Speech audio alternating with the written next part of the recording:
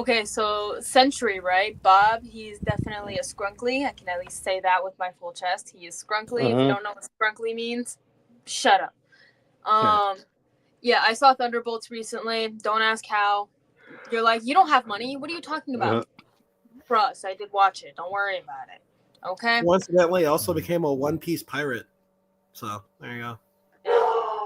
Ignore the dog in the Yeah. background. He didn't watch Yo, it. is that dog dying? What's happening over there? Oh my No, he's just a husky. He's a Okay. husky and he does husky things. Anyways. Jesus.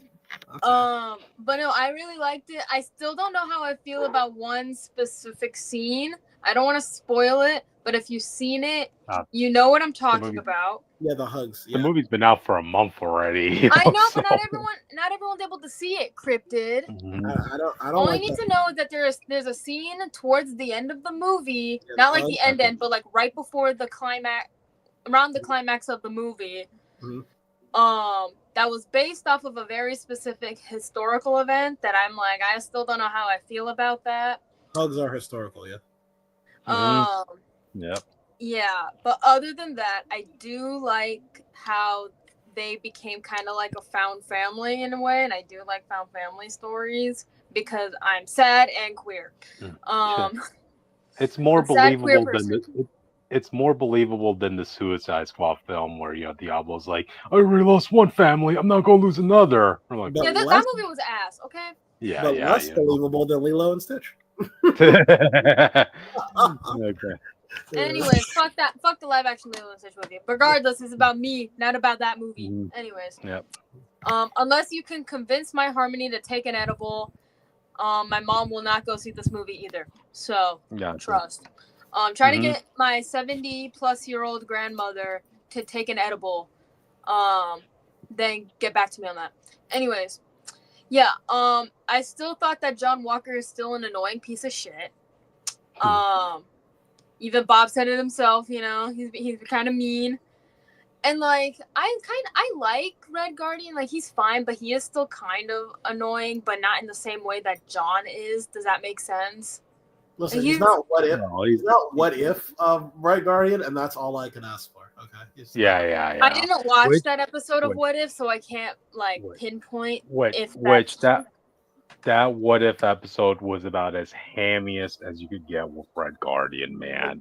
That episode, like almost ruined the Red Guardian character for me. I was like, I hope to God with the Thunderbolts. Yeah, I didn't watch it only because I didn't want to watch the third season because I didn't like Captain Carter. If that makes sense. Let me tell you. Red Guardian was Love and Thunder level, basically, which, you know. Noted. Yeah. But like I do like how he still has a soft spot for Yelena, you know, and I thought Yelena was probably one of the best characters in this entire movie. I would argue she's the only character with real development, but that's I mean, yeah, I can kind of see it. I am glad to see Ghost again. You know, we hadn't seen her in years, so I'm glad that she's still alive and kicking.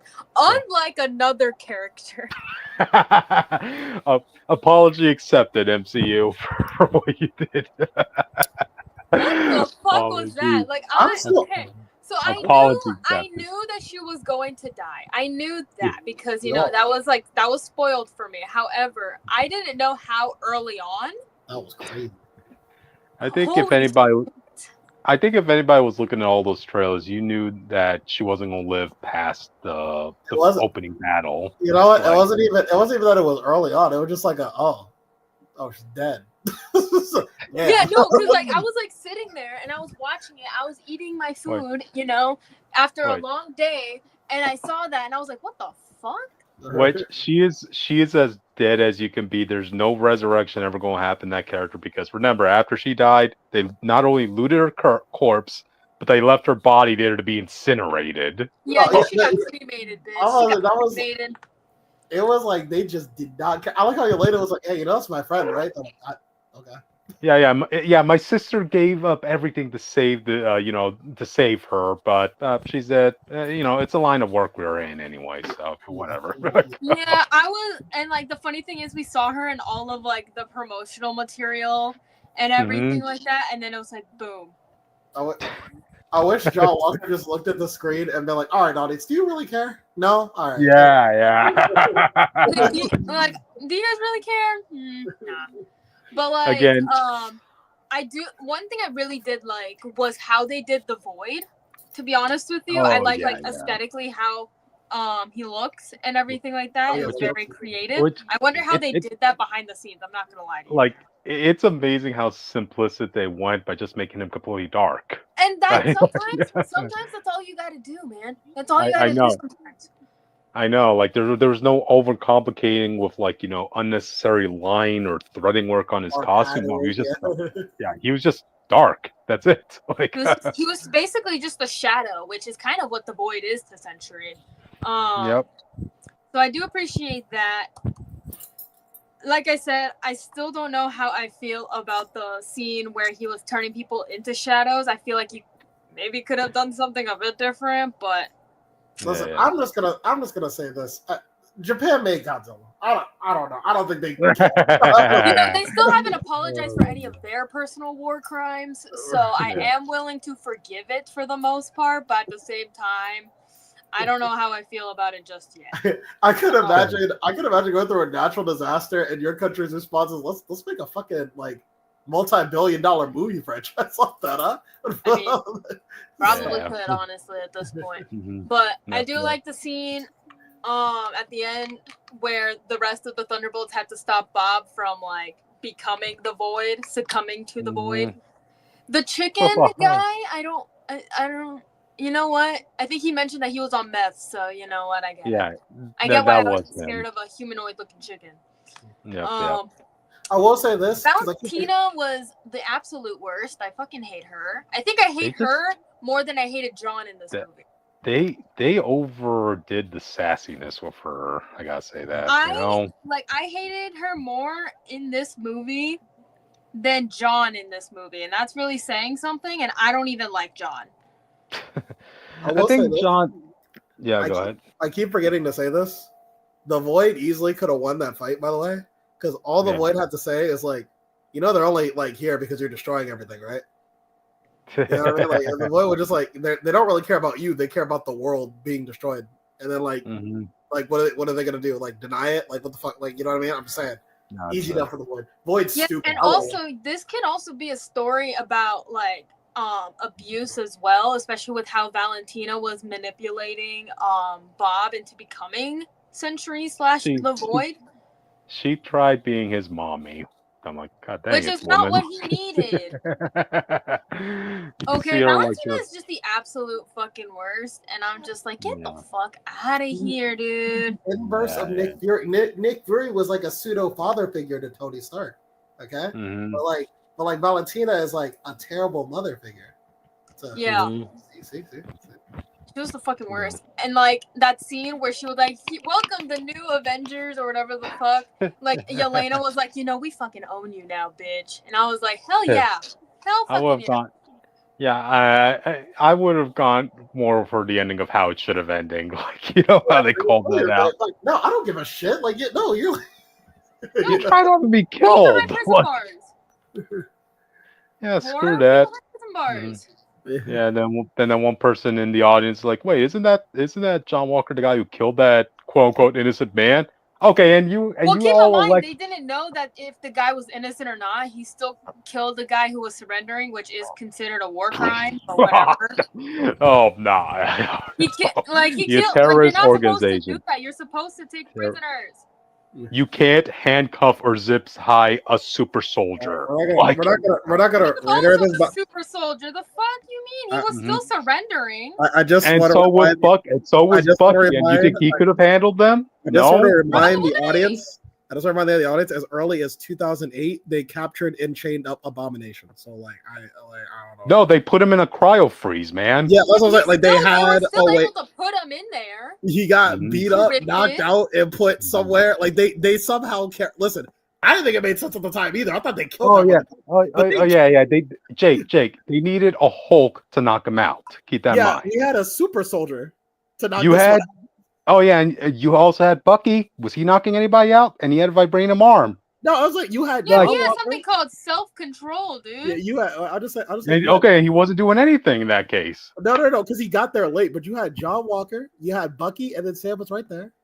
And they weren't doing shit against the Flag Smashers because they came in late, and John had already beaten him. That's what I'm saying. He took out a terrorist. Like, they didn't know if the guy was a terrorist. All those people. Oh god! And where were they locked? Hold on. They didn't know. They just thought this was an innocent man. Wait, hang on.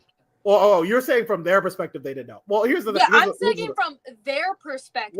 Well, here's the that dude is a terrorist. I'm not saying that he wasn't. I'm not saying that he wasn't. I'm just saying the people didn't fucking know. They just saw a guy who was supposed to be Captain America kill a man in broad daylight with the symbol of freedom. That's the only thing I defend John on. I don't understand how people think that should have been in the news article. That's what I'm saying. Like that's what I just. But anyways, we're not talking about. Oh yeah, you're right. Yeah. Cool. Anyways, that fucking post-credit scene. Can I talk about that post-credit scene real quick? Like the post-credit scene. No. Go ahead. Okay, so like. You know what? Fuck it. I'm getting into spoilers. You know how like at the end we see the new Avengers, quote unquote. I'm not gonna really call them that. They're the fucking Thunderbolts. Shut up. Anyways, so they're just chilling out in the tower, doing whatever, and then they get like a call or whatever showing that there's like a weird spacecraft in the fucking outer, like in the atmosphere or whatever the fuck. What I'm talking about. And then, like, I was like, I fucking swear it better not be the Shi'ar. And it was not the Shi'ar. It was the fucking Fantastic Four, bitch. I was like, what the fuck? There's no way they're going to introduce the Shi'ar without establishing the X-Men. So you have to wait back. You have to wait in the back of the line. One tangent earlier. I'm going on this tangent. Fuck the Shi'ar, man. Fuck you guys. Like, what the hell, man? You fucking weird ass bird people. Hey, if Warbird or whatever the fuck her name is can call us the Milky Way ghettos, I get to call them bird people because that's what they are. They're bird people. Okay, and it's like Charles has a daughter with Lilandra, right? Who is like unintentional. Regardless, and it's like she was trying her best to help out the mutants because she is half mutant, and it's like. Where the fuck are these mutants now? Where are these Canadian mutants now, huh, Lilandra? Like. The new cosmic event is coming up, and the Shi'ar are a part of it. Where the fuck are they? Are they chilling? What's going on there? Where the fuck are they? Where is Lilandra? Whatever her fucking name is. What was her name again? I don't remember her name, but where is she? Where is this daughter, huh? Also, fuck you, Charles. You know what? I think you're worse than Reed Richards, to be honest with you. Nah. No, I'll stand by that. I'll die on that hill. We Charles literally see it. And there was a scene, there was a panel where we saw Charles and I think Lilandra leave Earth to go to the Shi'ar Empire or whatever, and we see John Proudstar crying. I like to think that he was crying because he didn't get to beat Charles's ass before he left. We already saw a future in which if Charles Xavier died when he was in college, then there would have been a mutant extinction early on in the mutant. Regardless, in the main continent of life.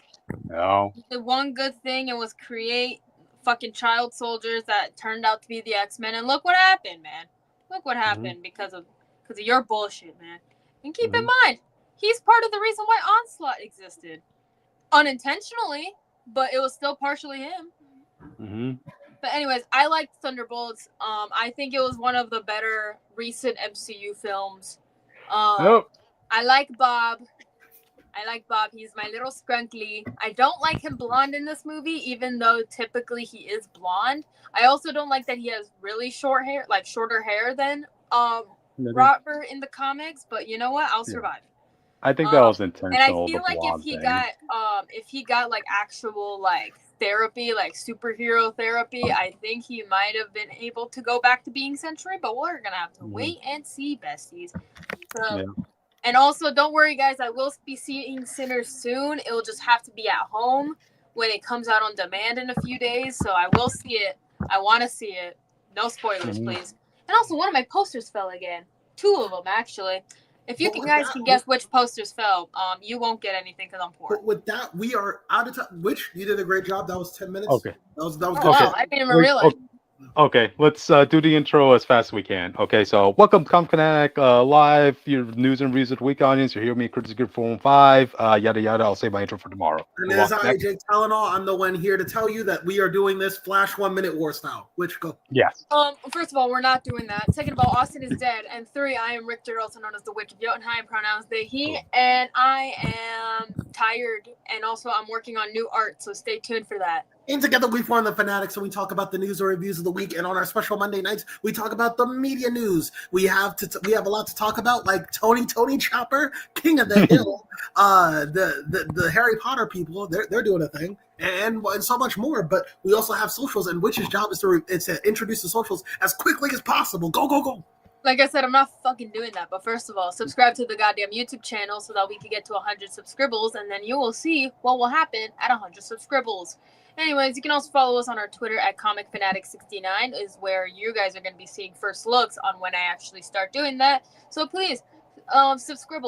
If you don't want to follow the whole squad and you just want to follow me, you can follow me on Twitter at Witch of Jotun with an E instead of a U. You can follow me on TikTok, Instagram, and Twitch whenever I decide to stream again on Twitch at witch_of_Jotunheim. You can also follow me on Tumblr at Blue Sky at Northstar Aria, and you can find me on rednote/Xiaohongshu at Witch of Jotun with a U this time. And if you want to be ever so kind and help me financially, you can support me on my Ko-Fi at Witch of Jotunheim.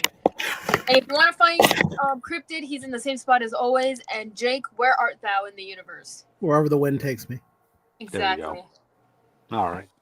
Well, now that we've got that out of the way, I think we should probably move on to the topics of the night. So, all right, let's start the first one. The King of the Hill trailer and date. So I'm sorry, Cryptid. Bobby looks like he runs a comic book shop. Oh my god, he does. No. He looks no. Well, hey, I go to comic book shops. I'm not dissing at all. I'm just saying he looks like he runs a comic book shop. He would. Oh my god, I could see it now. He also kind of looks like a very specific comic book writer that I can't put my finger on. Gotcha. Well, I mean, from having gone to multiple comic book shops, I don't really see that. I mean, I've seen people who look like actual comic book guy from The Simpsons and working at comic shops. Bobby, to me, he looks like a celebrity chef, to be honest. Like the body of it. Like what's his name? Guy Fieri? Oh, boy, Guy Fieri. No, I mean, he has like the body type of him. He has like the body type of him, at least. Yeah, but I don't see him with the frosted tips, okay? Come back to me when Bobby has frosted tips. Okay. But yeah, it's already been revealed that like Bobby's going to be he's going to be a professional chef, right? Specifically, I don't know this style of cuisine in Japan, but it's something relating to charcoal grilling, which you could definitely tell that's going to drive a wedge between him and his father, because propane is Hank's everything, I gotta say this, guys. Like when I was watching this trailer, I liked how they did the opening first off, right? Yeah, the time well, in the original opening, it's like a day in the life with the kills just going fast forward, right? Basically a whole week passing by. So they kind of did this with this opening where they fast forward all the stuff that happened in between the finale up to now, right? Mm-hmm. And I was watching that in slow motion, and I was like so glad they kind of skipped the whole thing about it appearing that Hank and the Hills all moved, because I was like, I felt that. I was like Bill in that scene when he was crying, like something major had to have happened in order for the Hills to have moved, because that place in Arlen, that is everything to Hank. Like he wanted to pass down this house to his son. Like he loved his job. He loved watching the sunrise. He loved going to work. What could possibly have happened that caused them to have to move?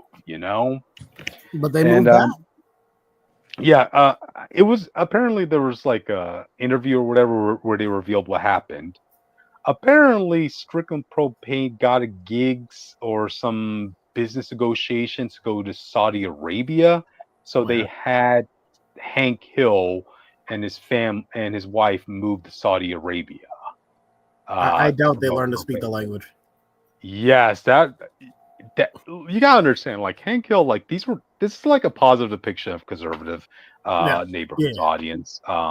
Hank Hill, he's one of the most decent human beings you could ever meet, right? But he is a little bit timid when it comes to how can I say this? Things out of the norm for a modern day American family at the time. That's what I remember about it. Like I remember, like in the brief bits, like because I did try watching the show a couple times, but I remember like you could tell. I don't think they outright say it, unless there's some jokes I missed as a kid. He clearly is a conservative person, but they don't. Oh, like, he seems like a conservative person, but not a Trump supporter. Yeah, like guys, he voted for George Bush. Yeah, there was. He voted. Yeah, have you seen what George Bush has done? Yeah, I mean, but he still proudly voted for him. You know, he's not. Yeah, like George. I'm like proud to vote for anyone.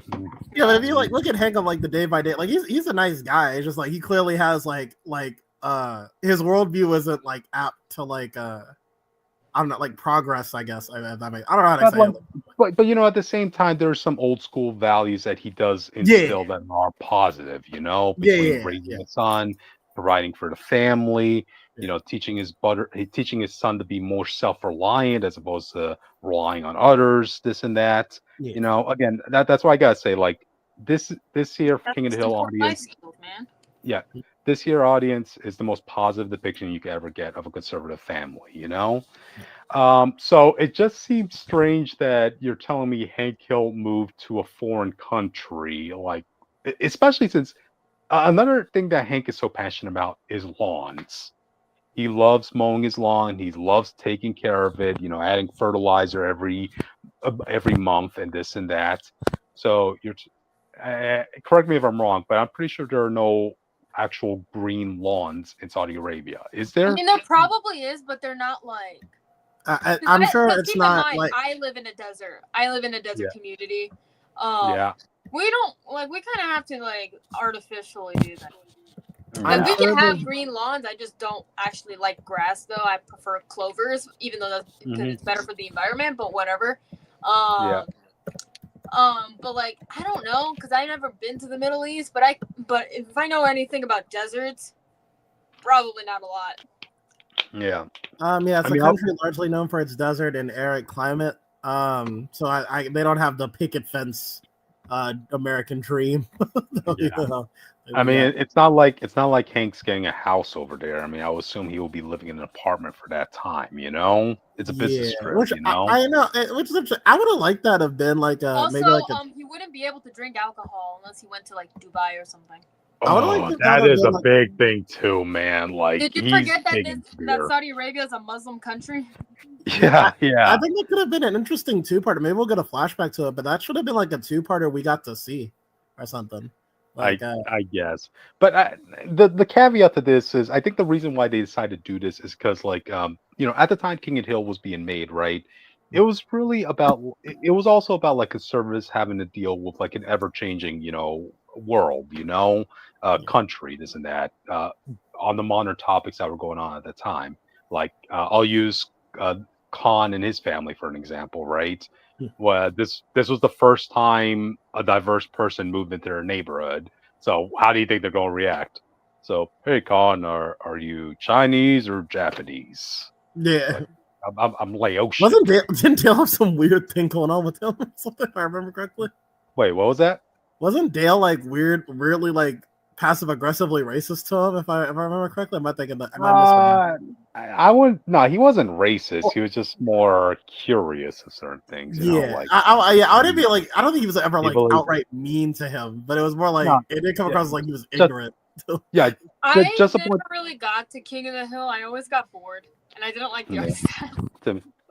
Dude, King of the Hill, I watch it like all the time. Like, even to this day, it has a rewatch. It would be on in passing sometimes when I was like doing something else, like waiting for other shows. Because like it would play before Toonami on Saturdays, you know. Yep. I couldn't watch it when I was like a kid. I'd rather watch Family Guy, but then I got like to like teenager. I tried watching. I never really fucked with Family Guy either. I tried. I couldn't get into it. I guess I'm the only person here who really intensely loves King of the Hill, I guess. Yeah, I remember I had like King of the Hill phase, but it was never like my favorite thing. Like I remember there was a moment where like when it came on, I would watch it, but it was never like my favorite show to watch. So every episode I could watch, like, heck, even tomorrow I'm planning on watching some of the episodes on demand. That's how much I like this show. But yeah, I think a reason why they decide to have them move to a foreign country is to have the fish out of water experience for when they come back, to America, because it's definitely not going to be the same as they left. That's how time works, cryptid. Yep, it does. I mean, let's see. I mean, heck, even my own country, Bolivia, right? Let me tell y'all, it's not the same there as it was when I was there 10 years ago. Countries progress and this and that. But anyway, so yeah, I think that's the fish out of water experience they're going for. The one thing I don't like though is I think they're going to sneak this in as being more modern society, as opposed to like the necessary time skip, because I think King of the Hill ended around 2005, and it is stated that only, let's see, 8 years passed because Bobby is 21, and at the timing of the show he was 13. So that'll be the early 2010s. That'll be like exactly 2013. Exactly. So like iPhones make sense, but not like a modern iPhone. Yep. Exactly, and in the opening montage, you do see all of them having to wear face masks. So the pandemic did happen during this time. So what pandemic? It's 2013.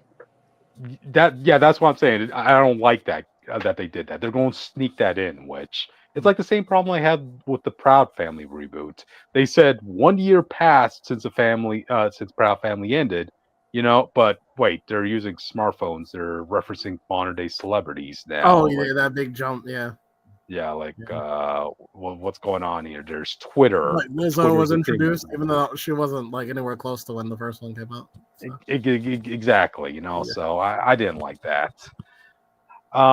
Let's see what things I did like. Yeah, I'm willing to see what happens. I'm glad Bobby's finding somewhat success in life in here. You do see Hank's brother, what's his name? GH. Good Hank. Do you think you ever got back together with Kai, or what was her name?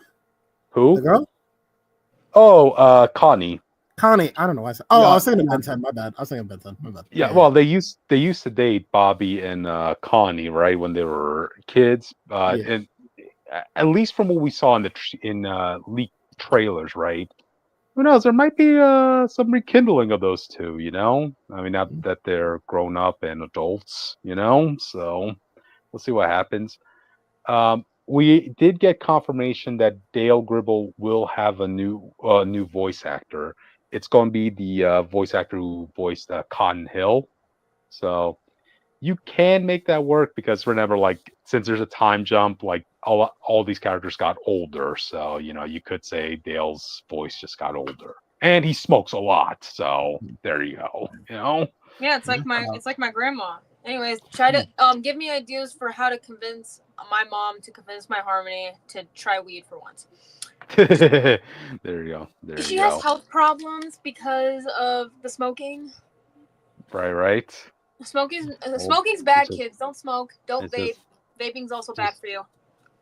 Just old habits die hard, like when you're at that old age, there's only so much you can do, Yeah, like stop smoking.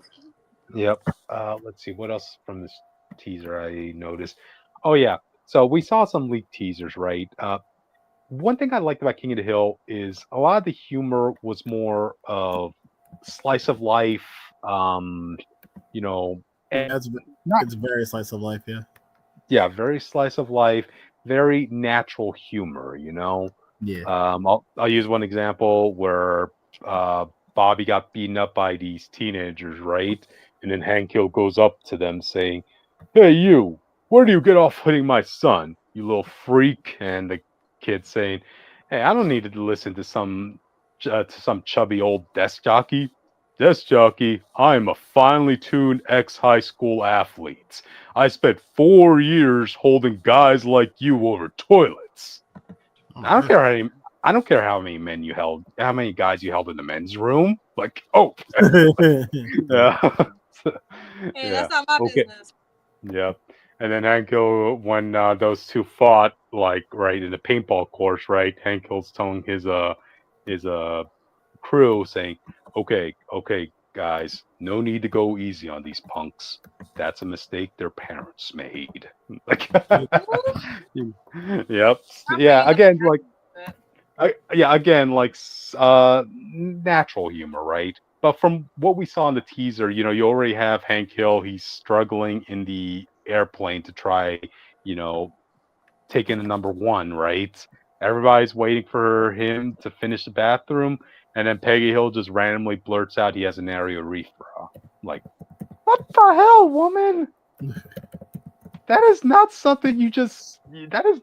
There's some things you don't want to say about your partner for privacy reasons. Come on. Like, so yeah, I just kind of feel like they're going to ham up the jokes to not be natural. So It's yeah, possible. that's one thing I'm worried about. And yeah, we'll see what happens. I definitely know Luann and Lucky aren't going to be here because the voice actors of those two did pass away. You could easily write them off, saying that they moved out, they moved somewhere else, and that their daughter is coming to visit the hills. Uh, John Redcorn, though, he, yeah, this is just recent news. The Very voice recent, actors as don't of want yesterday. Recent. He did pass exactly. away. He was murdered. It was yeah. I wouldn't call it passing away. It was more of He was what we murdered. just said. Yeah, but he did. He would have likely had finished all his lines because like this series is coming out in a few months. So um, I think they could still change his voice actor if this ever does get another season because John Redcorn has had two voice actors before, right? The first one he passed away of old age, and second one Jonathan Jost. They funny enough they actually included the rock and roll aspect of John Redcorn because of the voice actor. Because in real life, he did have his own band and they did play heavy metal. Love that. Um, yep. But I'm pretty sure like the next voice actor for John Redcorn, they probably out of respect, they probably wouldn't feel comfortable doing the rock and roll aspect of John. There is there's multiple things that they could do, but they might keep the character how he is, but maybe something will change. I don't know. There's a lot of things that people do when actors die for certain things. Either they get written out or they get recasted and stuff like that. So we're just gonna have to wait and see. Yeah, it kind of reminds me of the Uncle Iroh situation from Avatar because the voice actor passed away and they had to replace him, but the new actor is like, I'm not going to sing that famous song that Iroh was singing. So, oh my God, Lace from the Fun. Yeah, So yeah, still hesitant. I still feel like this series never should have gotten a revival because it ended off on a perfect ending. Audience, like I don't think I've seen any other series ever have a satisfying ending as much as The Hills did. But we'll see what happens. All right, we spoke enough on the topic. You guys have any final thoughts on this before we move on? I probably won't watch it because I didn't really like the original. Oh, okay, gotcha. Have fun. I'll watch every episode, guys. Whether I want to or not, Oh, and just add this: they did find somebody to voice Khan in this for obvious reasons, So, all right. So, all right, let's move on to the next. Jake. Oh, it's that show I don't watch. It's One Piece, the name of the treasure. And this season we're bringing in Tony Chopper. I think he looks as good as you could possibly get at this point, audience. I think he looks fucking hideous. That kind of does look low-key kind of freaky, but that looks fucking hideous to me. Look, I gotta say this, audience, if there are a lot of crazy designed looking characters in One Piece, I would imagine a lot of them will look freaky in real life, Just think about it. It could be 10 times worse. His proportions aren't even right. He's supposed to have like a wide belly. He's supposed to have a little cute wide belly.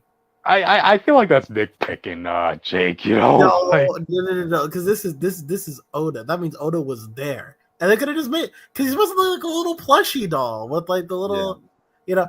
Listen, I'll forgive because to be honest with you, I don't know how you translate the anime eyes to real life. I think do what Alita Battle Angel did and make that shit look uncanny as hell. I don't think they want. I mean, this already looks like Handy to me. I think that's the problem. I think when they animate him, he looks a bit too stiff.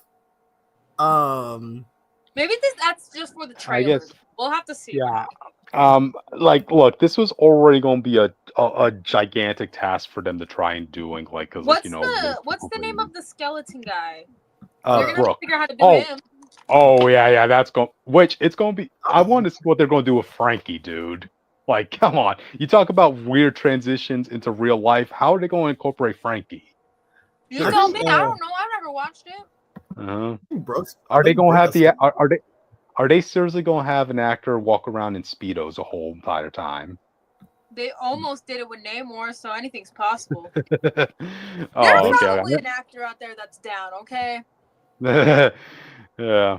And let's also keep true to what Oda said. Remember, he wants to keep the he said what each character will be like in real life, right? Their ethnicities, this and that.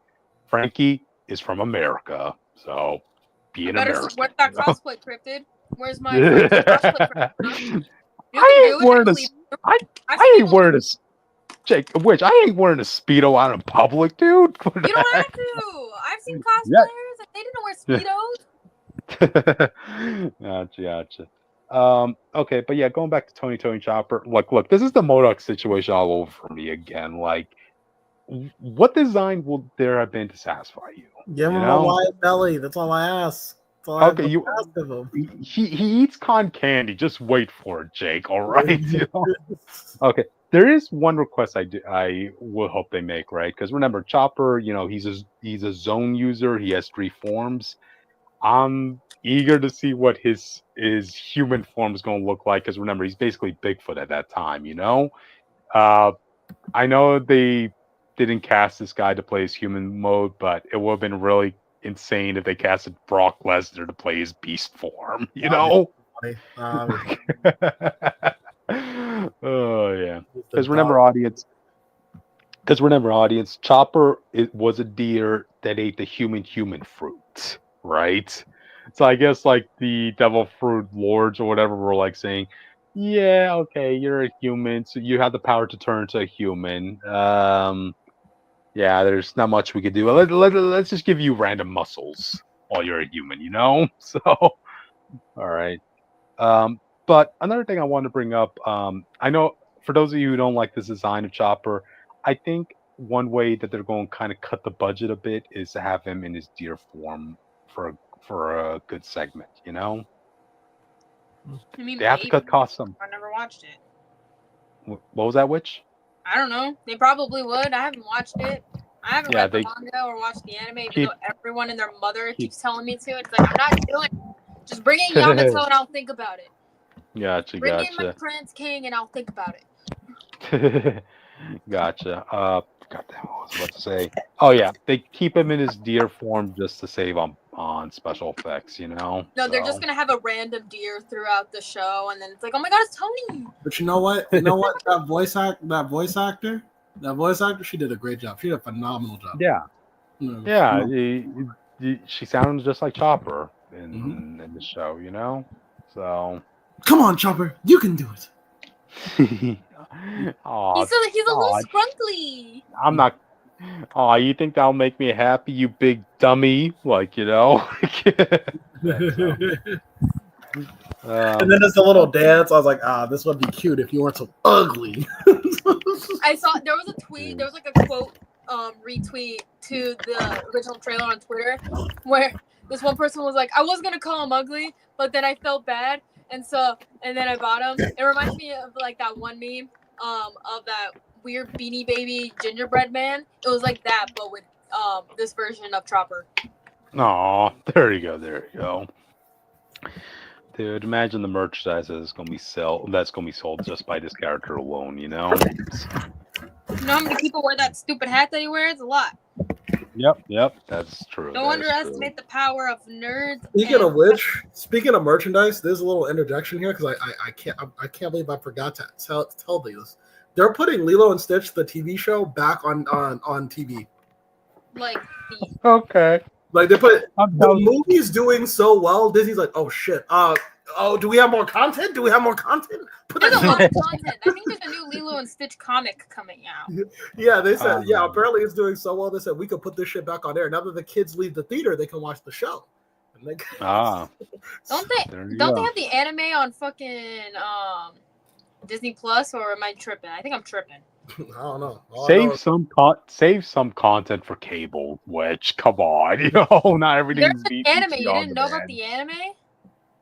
I read the manga. I did see that. Volume of the manga. Hey, I watched all the episodes of the Lilo and Stitch TV show and the movies they had, so I think I could skip one anime show of Lilo and Stitch. But it's basically about it has an older version of Lilo in there, and I think her daughter looks just like her. Aww. In the same outfit too. Gotcha. Well, I already saw an older version of Lilo, and that was in one of the episodes of the show. So there you go. Alrighty. Do you guys have anything more to say about Chopper's design? He's so ugly. I love him. He's so fucking ugly. I fucking hate this guy. I want to see Damn, my dream casting for Brock Lesnar to be the Monster Point would have been insane. All right, so I guess you guys will move on. Yeah. All right, let's move on. It is my time, motherfuckers. I'm talking about the Frankenstein movie. In the thing, you didn't put Frankenstein. You just put the tagline that they used on the tweet, but doesn't matter. Oh. It's Guillermo del Toro's Frankenstein movie. Which Guillermo del Toro and Robert Eggers are like two directors that I trust for the gothic horror franchise of like the genre. Yeah. I trust those two with that genre. Yeah. My dad disagrees, but I don't. But I'm not talking. But he's not here to make his case, so shut up. Yeah, I mean, Guillermo del Toro does have his own style of filming, right? And I definitely. He won an Academy Award for it, Cryptid. Yeah, exactly. So. A fish. Exactly. So that is. I think that is a solid point to see what his take on Frankenstein is, because we've seen dozens of versions of this story told over and over again. Yeah, but from the looks of it, it actually looks a bit more closer to the book so far. We don't know what the monster looks like. We don't know what he looks like. He might actually be named Adam in this, even though he was never really properly named until later. But who knows? Who knows if he's gonna be hot? If he's gonna be more monstrous looking and ugly? Who knows? If he's hot, then I win. I don't need to see a hot Frankenstein. Just like I didn't need it. Just like I didn't need it. Just like I. You have seen a hot Frankenstein monster because I talked about Christopher Chaos.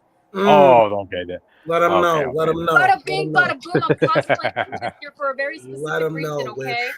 Okay. We've seen a hot version of Frankenstein's monster because that's what he was supposed to look like in the fucking book, dude. But anyways, the actual trailer.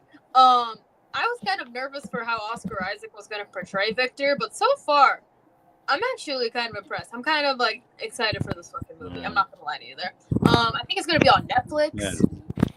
Man. Yeah, it's going to be on Netflix, but I got to say, man, kudos to Oscar Isaac's manager because he gets a lot of good gigs apparently, But I am excited to see how they actually do it because, I don't know how long this movie is going to be. We don't know. Yeah. We're going to have to guess. Yeah. But from what it looks like so far, it looks pretty book accurate so far.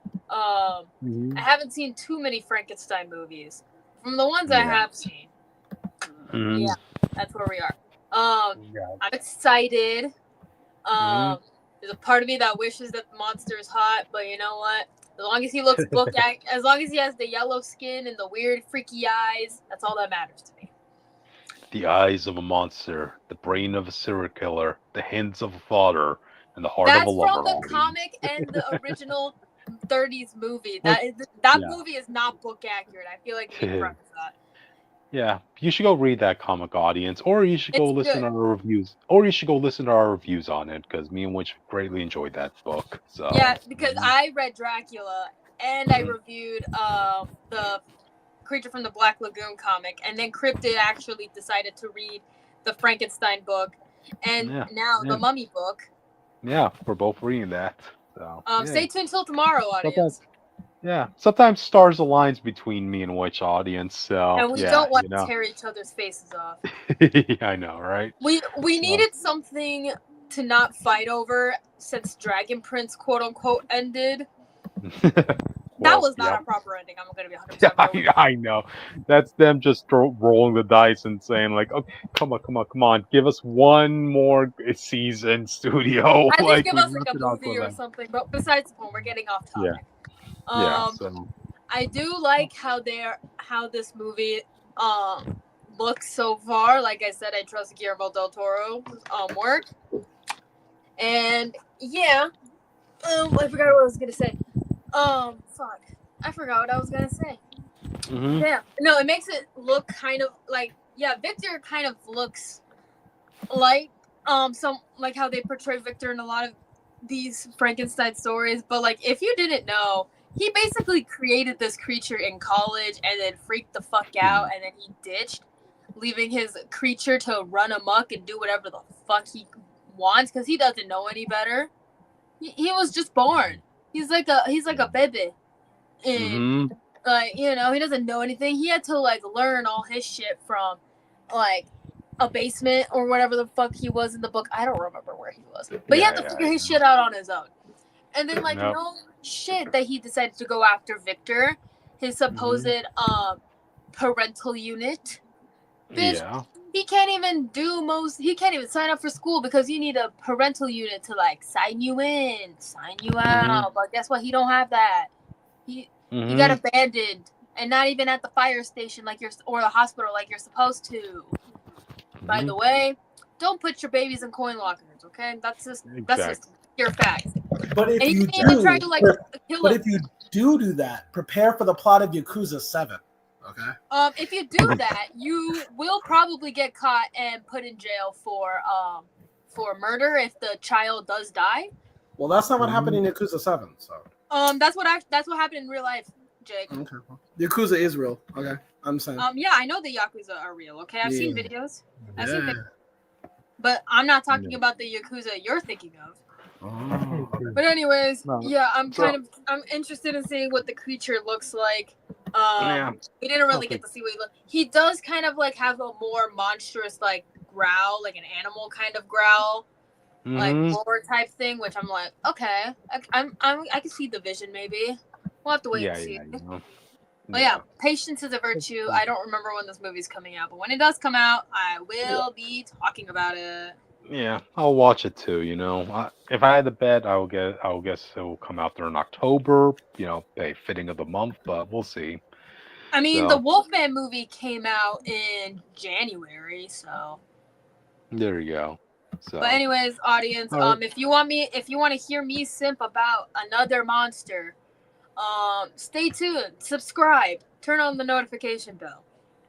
Exactly. So, alright then. I guess with that, we should move on. This was a last minute edition, so go ahead, Jake.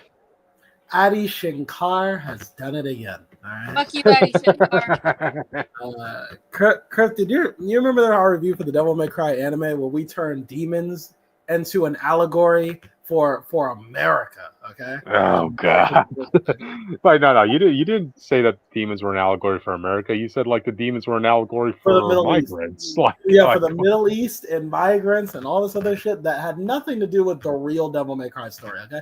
Listen, if you want to tell that story, that's okay. That's just not what Devil May Cry is. I'm sorry. It's just not. It never has been. Demons are evil. Point blank, period. That's how it is in Devil May Cry. You guys, okay, you guys know I wouldn't want to be living next to a demon. I just want to point that out. The point. I'm sorry, I have to because now I'm just mad about it. The point of Devil May Cry is that as unlikely as it is, there might be one or two demons that may shed a tear. Okay, because demons traditionally do not have a soul. They're by design evil people. That's it. Okay. Yeah, there is no allegory. There's no nothing else. That's just all it is. Okay. Anyway, Adi Shankar was in an interview a while back. I don't really know the timeline of this, but he was in an interview a while back, and he was talking about how when he was doing Devil May Cry, when they were in the planning stages for the anime or the Netflix anime, as you will. He said that he was so excited to take on the project until he found out that Devil May Cry 5 was coming out, and he was like, "Damn it! I wanted to be the one to bring Devil May Cry to relevancy." Which everyone's like, "Whoa, what?" So, basically, it sounded like, well, the way he was framed, the way he said it, people thought he meant like, "I want to be the savior of the franchise. I don't like that there's another game that's going to actually do the job before I do." Basically, so they're thinking that he's a conceited asshole. And he said that if I knew Devil May Cry 5 was coming out, I would have done something like Street Fighter or something, or like some other niche game adaptation. I wouldn't have done Devil May Cry. And people were like really mad at him. Again, because it comes across as him just saying like, I just want to be the savior. I want to save the franchise. You know, it was dead before me. Like he wants that clout. You know what I'm saying? Yeah. But I mean, like, if you really looked at what he was saying, what he was really trying to say was, Adi wants to bring niche franchises to the forefront.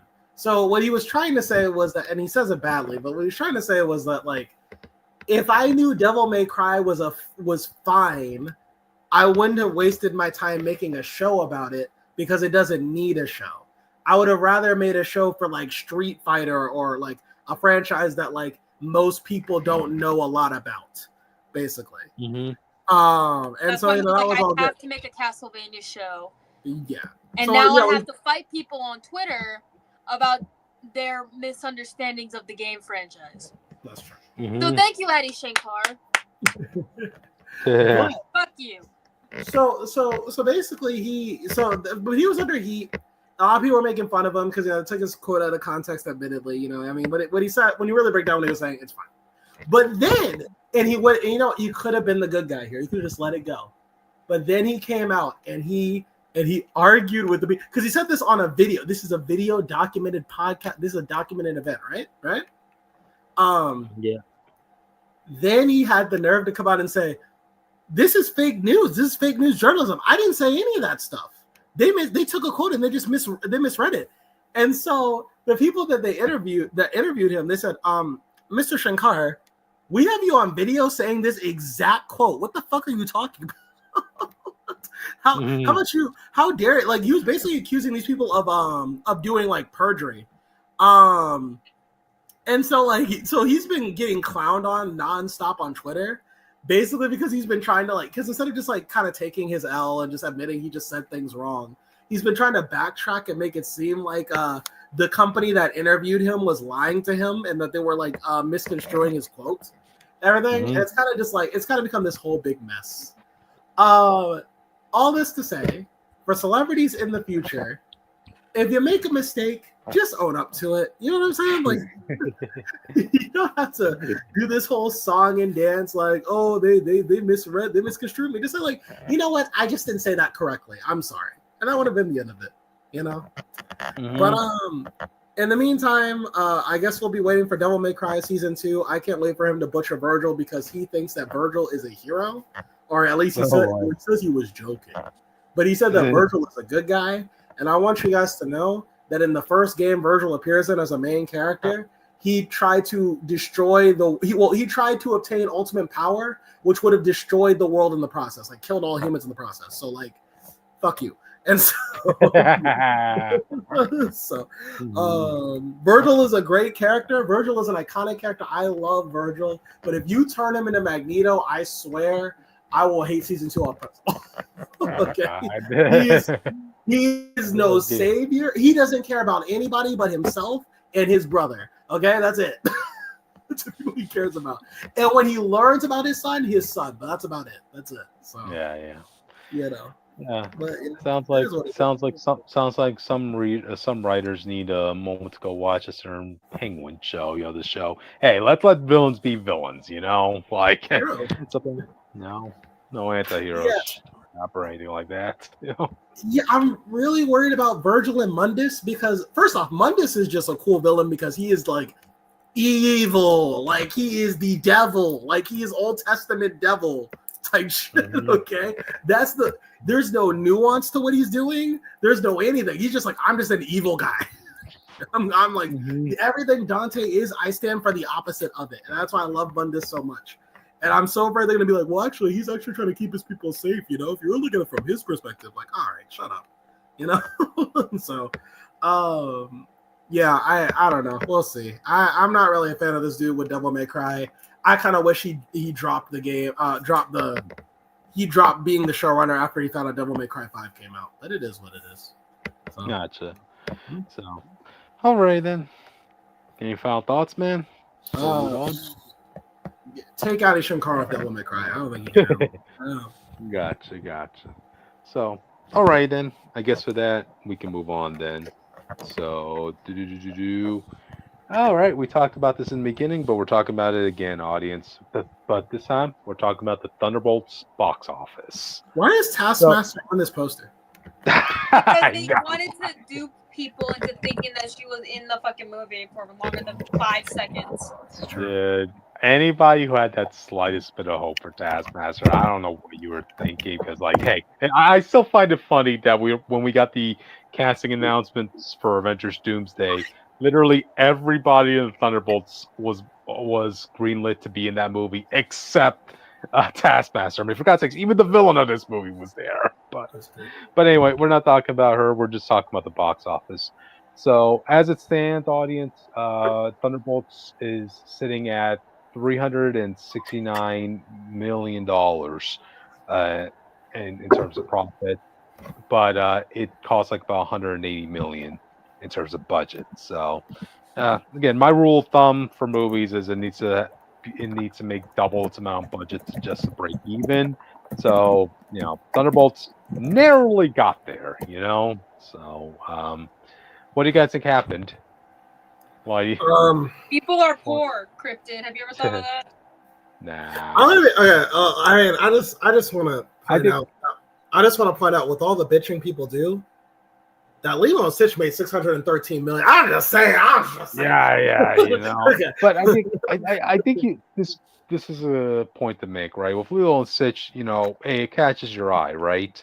But like this, both Thunderbolts, we gotta remember, like the previous controversy of Thunderbolts was like just literally just at first glance when you see this team, like it should have had like more star power to it, as opposed to like all the guys thrown together. In it. But you know what? I'm gonna say no to that because, and here's why: because Guardians of the Galaxy didn't need it. You know what I'm saying? Like, well, no, I mean they had interesting. They had 5 characters that all had different power assets. Well, no, when you broke it down, except for Groot. If you looked at the trailers, all you knew was that Rocket could shoot somebody, Quill could shoot somebody, Drax looked like he could lift something, and Gamora had swords. An assassin, yeah. For Guardians, people might have known who Chris Pratt was because he was in a couple shows and a couple movies. People know who Zoe Saldana for fucking Avatar with the blue people specifically. Specified. Yeah. And like there wasn't. I mean, like most of these actors were not super big actors. But they had Bucky. That's Sebastian Stan. Yelena was already a light character. Well, Bucky was pretty much like the only star power they had in this. Yeah, but people already liked Yelena. I mean, I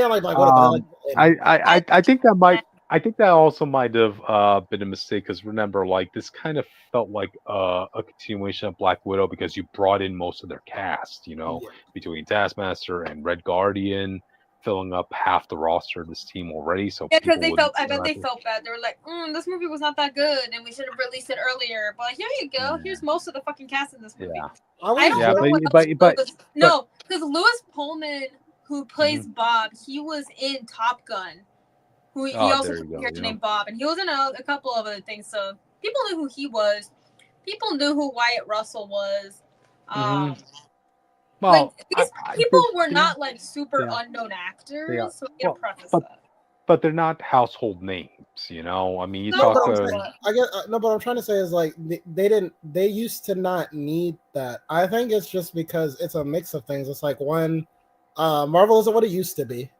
You used to be able to put like any Marvel movie. You could put like fucking Ant-Man on a screen. People will go watch. He'll make $1 billion. You know what I mean?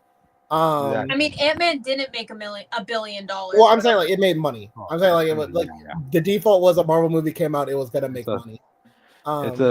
It's a tough market at this point for to get people excited for a superhero project in general. And I think the other thing is too, and I was joking about Lilo and Stitch, but I think the thing too is like kids are not like in the superhero movies like the last generation was.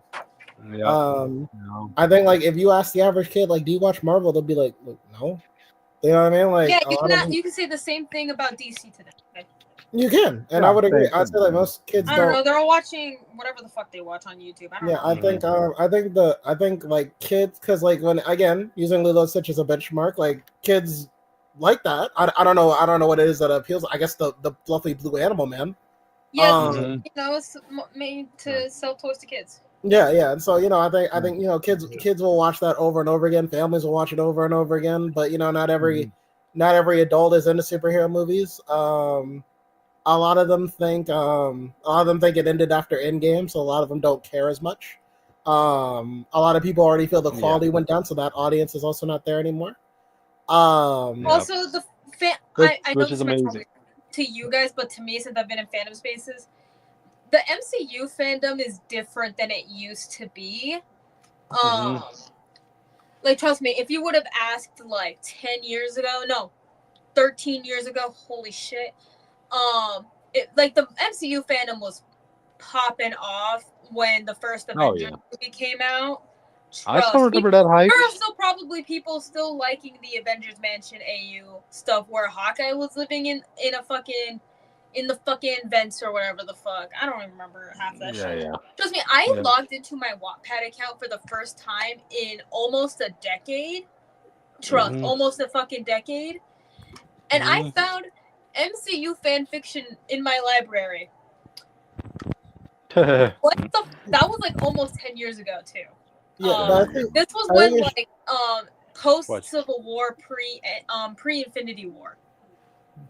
Yeah, I think it's just the fact that the MCU is gonna have to work its way back up. If you make movies that aren't like Guardians 3 or whatever or Avengers 76, you're gonna have to work on that consistency. They have to consistently at least be at this level or better to get that level of to get that money up.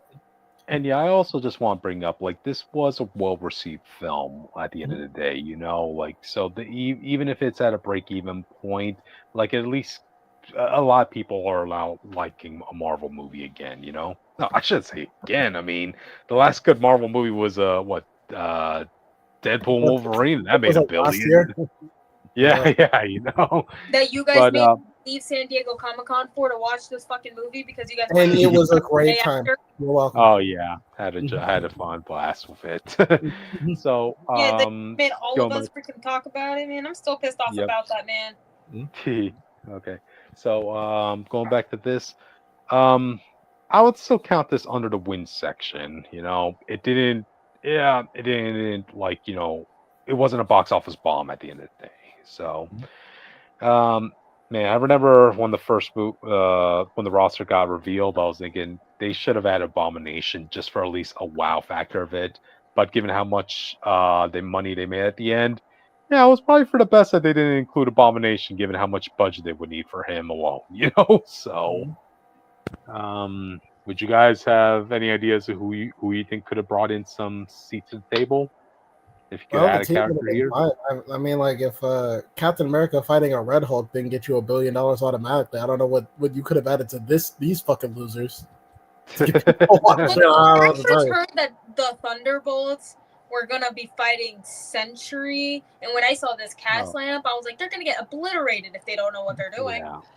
Yeah, it was kind of like the Sam Wilson versus Hulk situation all over again, where they did realistically, bring up Red Hulk though. yeah, So to anyone who actually does care about that movie, have you noticed since True. Phase 4, those are the matchups? It used to be like you used to fight like an evil version of yourself. Now it's like you just fight somebody that's way out of your weight class. Like Shuri had to fight Namor or Namor.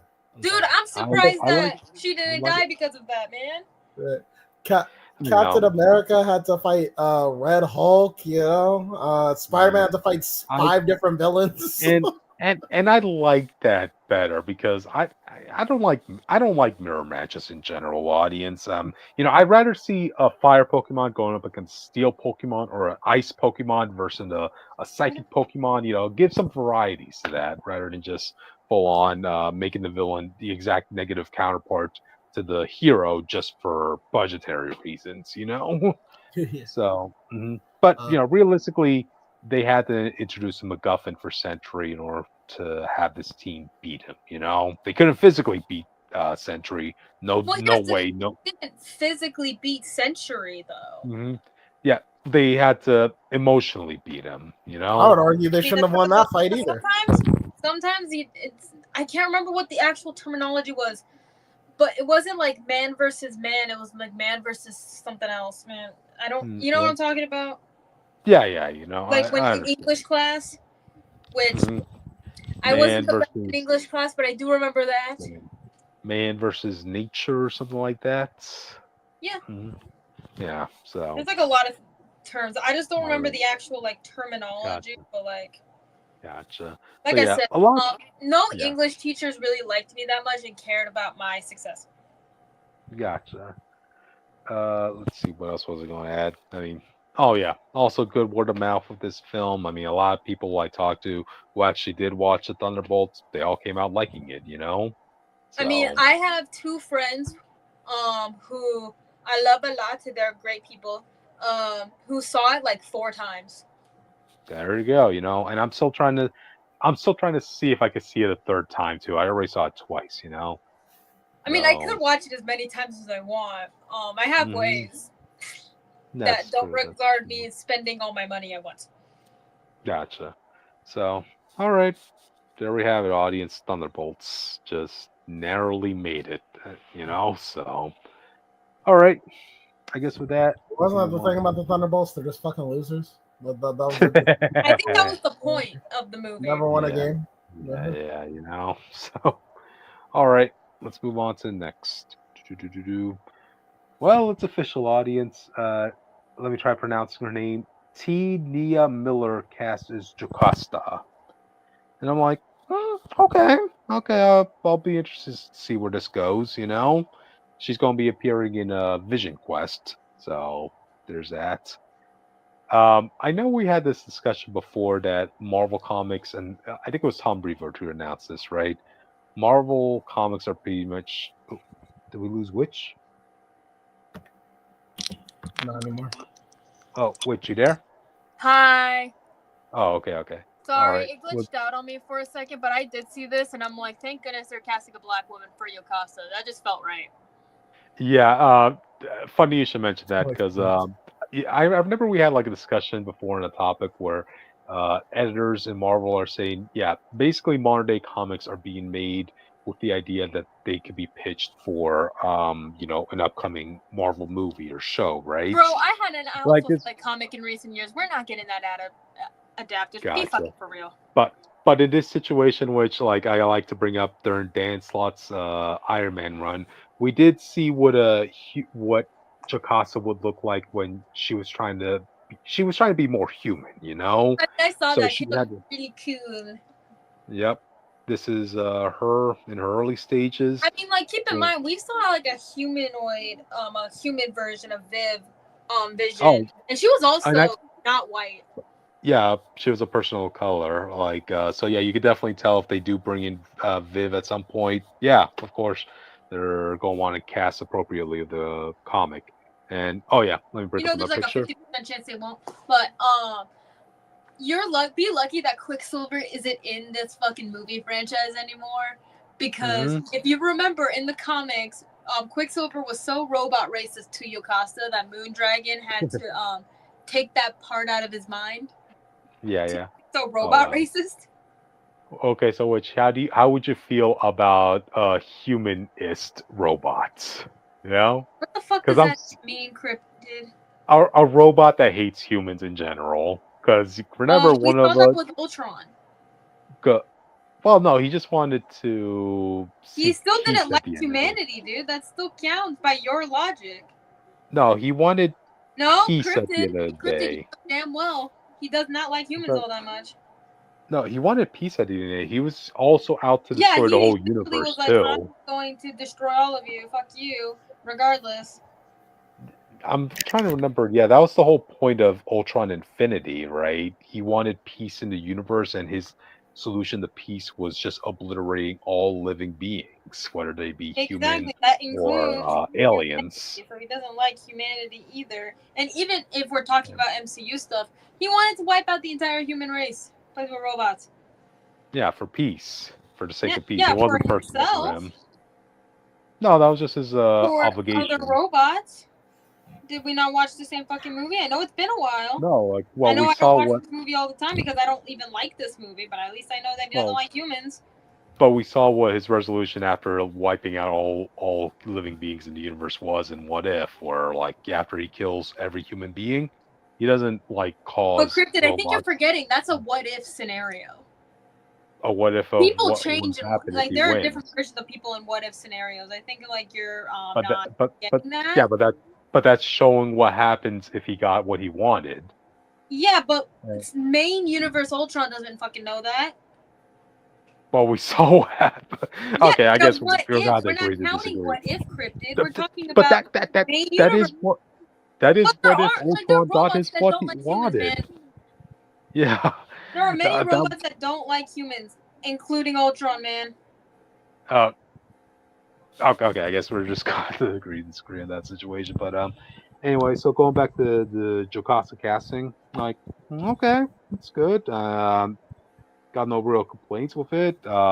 This was set up long ago that the humanoid version of Jocasta will be a person of color in the comics. I mean, I think Dan Slott wrote Iron Man like over 10 years ago at this point, I already audience. know that there's gonna be some like smelly ass basement dwelling ass little incel on Twitter because it's always fucking Twitter that is gonna complain about this, and then we're just gonna be like, shut the fuck up and go take a shower. Mm-hmm. Go touch grass. This is not the end of the world. Mm-hmm. And I know they exist. I know they I don't- exist because I've talked to them firsthand. I mean, I don't think like they're gonna be watching this in general because like Vision Quest, it just doesn't really sound like something that like the majority of Marvel fans are gonna be watching anyway. I mean, it'll be entertaining to see what happens for those who will watch it, but you know, we'll see what happens. It doesn't matter Oh. if they're gonna watch it or not. They're still rage baiting to Mhm. just rage bait because they've done it multiple times before. I could think of at least 2 examples off the top of my head, which I'm not going to get into today because I don't have the mental energy for that right now. I have to deal with the fucking Castlevania fandom. Anyways, I actually do like Cryptid. Just because you don't see it doesn't mean it doesn't fucking exist. Okay? No, cool. Got it. That, Anyways, I think this is very interesting casting. I'm kind of curious to see what Vision Quest is even going to be about because, like, I don't even like Vision that much as a character, but I'll check it out. Why not? Yeah. We kind of have to see Jake, this. what do you think about this casting? Oh, me? What? Yeah, asking you, dude. Oh, I don't care. I don't know what she's gonna sound like. Yeah. Anyways, yeah. But anyway, yeah, we kind of require to see that for Vision to have his own show to see what happened with the White Vision. You know, yeah, that goes to what I was saying long ago. Audience, they Marvel and during what phases 5 and 6 or whatever, they've been doing a lot of end credits or cliffhangers that have no resolution, and the idea of a Vision roaming around out there in the world not being delved upon, yeah, that's kind of something you kind of need to talk about, you know. So let's see what happens. I feel like everything they set up, they've gone back to. The only thing they couldn't do was Well, even the Eternals, they did. They just didn't do the other one. But yeah. So let's see. Alrighty then. You guys have any final thoughts on this before we move on? No, not really. I'm curious to see what happens. Yeah. Gotcha. So anyway, let's move on to the next topic. The Harry Potter cast finally makes an announcement. So yeah, this is going to be. Did you know that J.K. Rowling is using Harry Potter funds to fund anti-trans stuff? Just thought I'd let you guys know. I don't really follow that. Not really. It's relevant to Harry Potter. That's all I gotta say. I just wanted to bring that up for the audience who didn't know. Okay, whatever. So anyway, the cast has been revealed. It's pretty much as you would expect it. Like I think every Harry Potter fan out there realistically had to understand that there was going to be a little race swap going on in this adaptation of Harry Potter. So and Hermione was going to be the safest bet out of them all because they're not race changing the main character Harry. For one thing, let's be realistic. Ron, I think that would have been a bad message in general if you're telling me like, okay, the one race swap, you decide to race swap the one character whose family is the poorest family in the wizarding world. So yeah, dodge that bullet. And Hermione, let's see, what is her name? Okay, let me here are their names. So you have, oh God, let me see if I can pronounce this. Dominic McLaughlin as Harry Potter. Can you just put the names in the chat so that one of us can read it?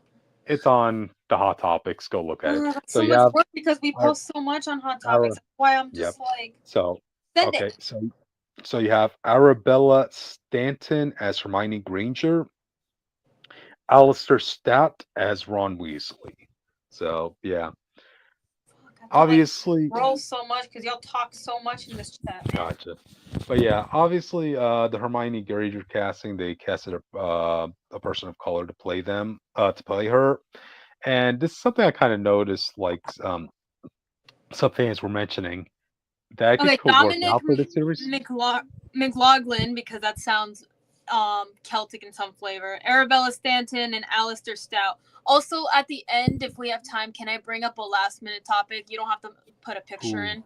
I'm back. Okay. We'll see. Jake is back. Yeah. So, yeah, you could do that, Witch. But, yeah, one thing I know some fans were noticing, right? Between the race swapping of Hermione Granger and Snape, it seems like the intent is to diversify specifically the Half-Blood characters. You know? What are we trying to say, Krypton? What are we trying to say, huh? I mean, Half-Blood characters are by nature of the Wizarding world's, biracial characters at the end of the day. So I think this actually works in their favor, So I know it's a bit too on the nose. Yeah, that's me, but I don't know. Remember, Professor Snape, audience, he was the Half-Blood Prince in the sixth movie. I forgot it was either his mother or his father who was a Muggle. It's been a while. I think it was his mother who was a witch, and his father was a Muggle. But I'll have to double check on that. Hermione, both her parents were Muggles. The Wizarding gene just skipped a generation with them, So, yeah. Yeah, the changing of Hermione, I think, and Snape, I think it makes more sense. Although, again, I am waiting for that big moment where, you have Draco Malfoy calling Hermione the what's the equivalent the N-word? Yes. Yeah. And damn well sure that the Slytherins, specifically the Malfoys, are all going to be blonde white people. Come on. Like they were in the original movies? I don't know what the fuck to tell you. I don't know what's surprising about that. Yeah. Mm-hmm. So yeah, I'm excited about this. They look like the characters.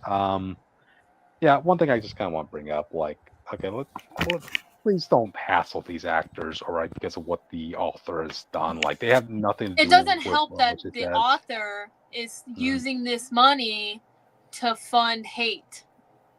That's like fine. that was stated in many articles and many tweets. That's fine. Yeah, just don't bully the actors for doing the job. Just bully her. No, I'm not saying to bully the actors. They're kids.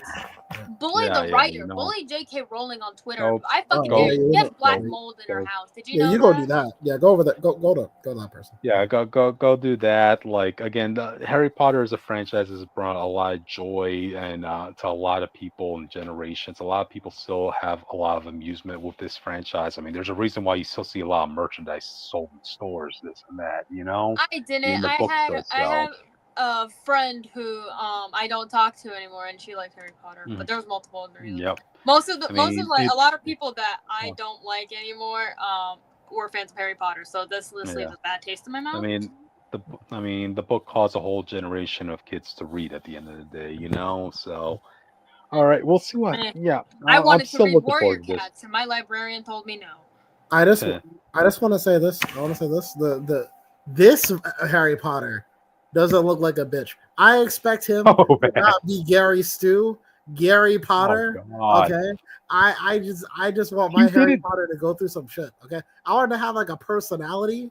And as long as this Harry has a personality, I'm okay with him, bro. He's my guy. Okay. Just because he mastered that Dementor spell on his like third try, that makes him a Gary Stu in your eye, Jake. Yeah. Come on. Yeah, he goes to this school where he's just the best at everything, faces no real adversity. He gets to do the broom game, whatever it's called. Jeez, man. I would imagine if you're the child of Michael Jordan, you would definitely have like some skills naturally. You know what that does happen. The child was it LeBron's child of the NBA, and he sucks. Okay, it doesn't translate. So well, I guess the Slytherin team at that time sucked. Did you ever think of that, Jake? You know, the players weren't all that. Why don't we let the other kids play? But no, it's got to be Harry because it's so special. Like, no, I hate. Well, listen. Okay, maybe you should have been casted as Professor Snape, Jake. Come on, right. We give a Slytherin and Hogwarts Legacy to fuck over Harry Potter. Okay, now listen up. Listen. If this kid is like Book Harry, I've heard Book Harry's got some balls. Okay, I've heard that Book Harry is a character. So like, if I see good things from Book Harry, I'll be watching the show. But if not, if he bores me, I'm leaving the show. I promise you. Oh, God. Okay, like I'm not watching the show if he's boring.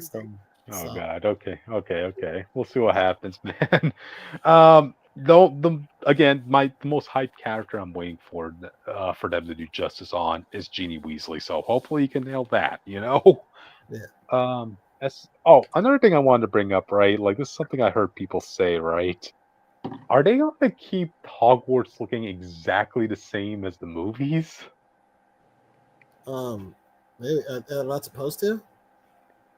No, because it's just Hogwarts has such an iconic design, so it's kind of, it would be kind of funny if you're telling me they're just redoing the movie by going back to the original set at that point, you know? Yeah, maybe.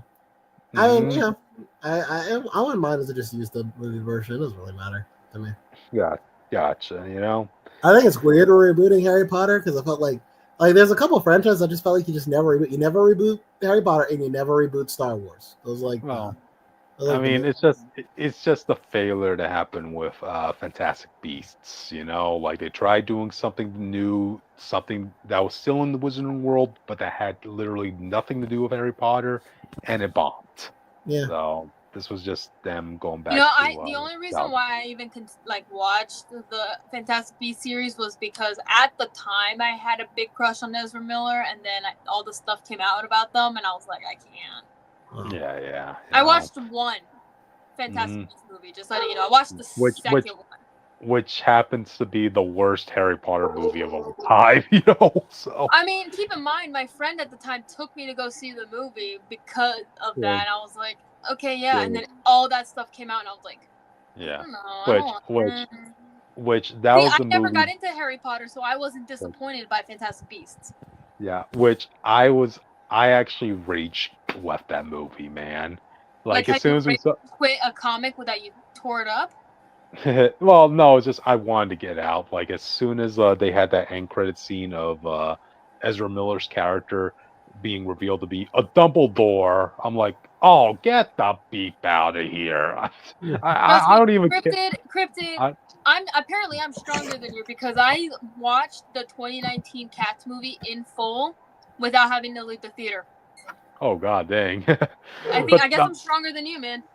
I guess, but no, for me, it was more like I didn't even want to see if there was like another end credit scene afterwards because that just seemed like, okay, this is something I won't bring up when I eventually do my Hunger Games review, right? Like the fact that you ended on this cliffhanger, it was just there just to be a cliffhanger, you know? Just to add shock value, even though it does not make sense within the context of what you've already seen. Like you would think in the modern time of Harry Potter, Dumbledore would have revealed that, I had a long lost family member at one point, you know? Harry. J.K. Rowling, she loves to add stuff way after the books come out. Oh well, you know what? She and George Lucas are the same person. There you go. There you go. There you go. I told you. George Lucas actively changes character intentions in his old movies just because fuck it, I don't like it. Jake. So you mean to tell me when he wrote that scene between Luke Skywalker and Leia kissing, he didn't write it with the intent of them being revealed to be siblings later on? This one's weird because in episode 5 he absolutely knew that. Like in episode 5 he knew that, and no one else on set but like him and like the writer knew that. But so at this like in episode 4 when they kissed, he didn't have that idea in mind. But in episode 5 he did know that. Oh, Jake? Jake died, guys. Anyway. No. And I don't know if he kept that. Okay, he's back. Oh, hi. Oh no, I was hi. I was saying that it's weird because he did know there were going to be siblings in that movie when they kissed in that. The scene that everyone says they kissed, like he and the writer are the only ones who knew, and eventually Mark Hamill. But I think at that point they had decided that Leia was Luke's sister in that movie. But it's weird they kept that scene in. That's what I'm saying. Okay. But George Lucas was a weird guy when it came to women. He was like, "Oh, well, there are no bras in space, so no women wear bras." Like he was no like bras in space. No bras in space. Wow. I think there would be some flavor of undergarment. Yeah, wait. That little getup Leia was wearing when she was a slave to that giant slug creature. Yes, right? but that's was that not a bra?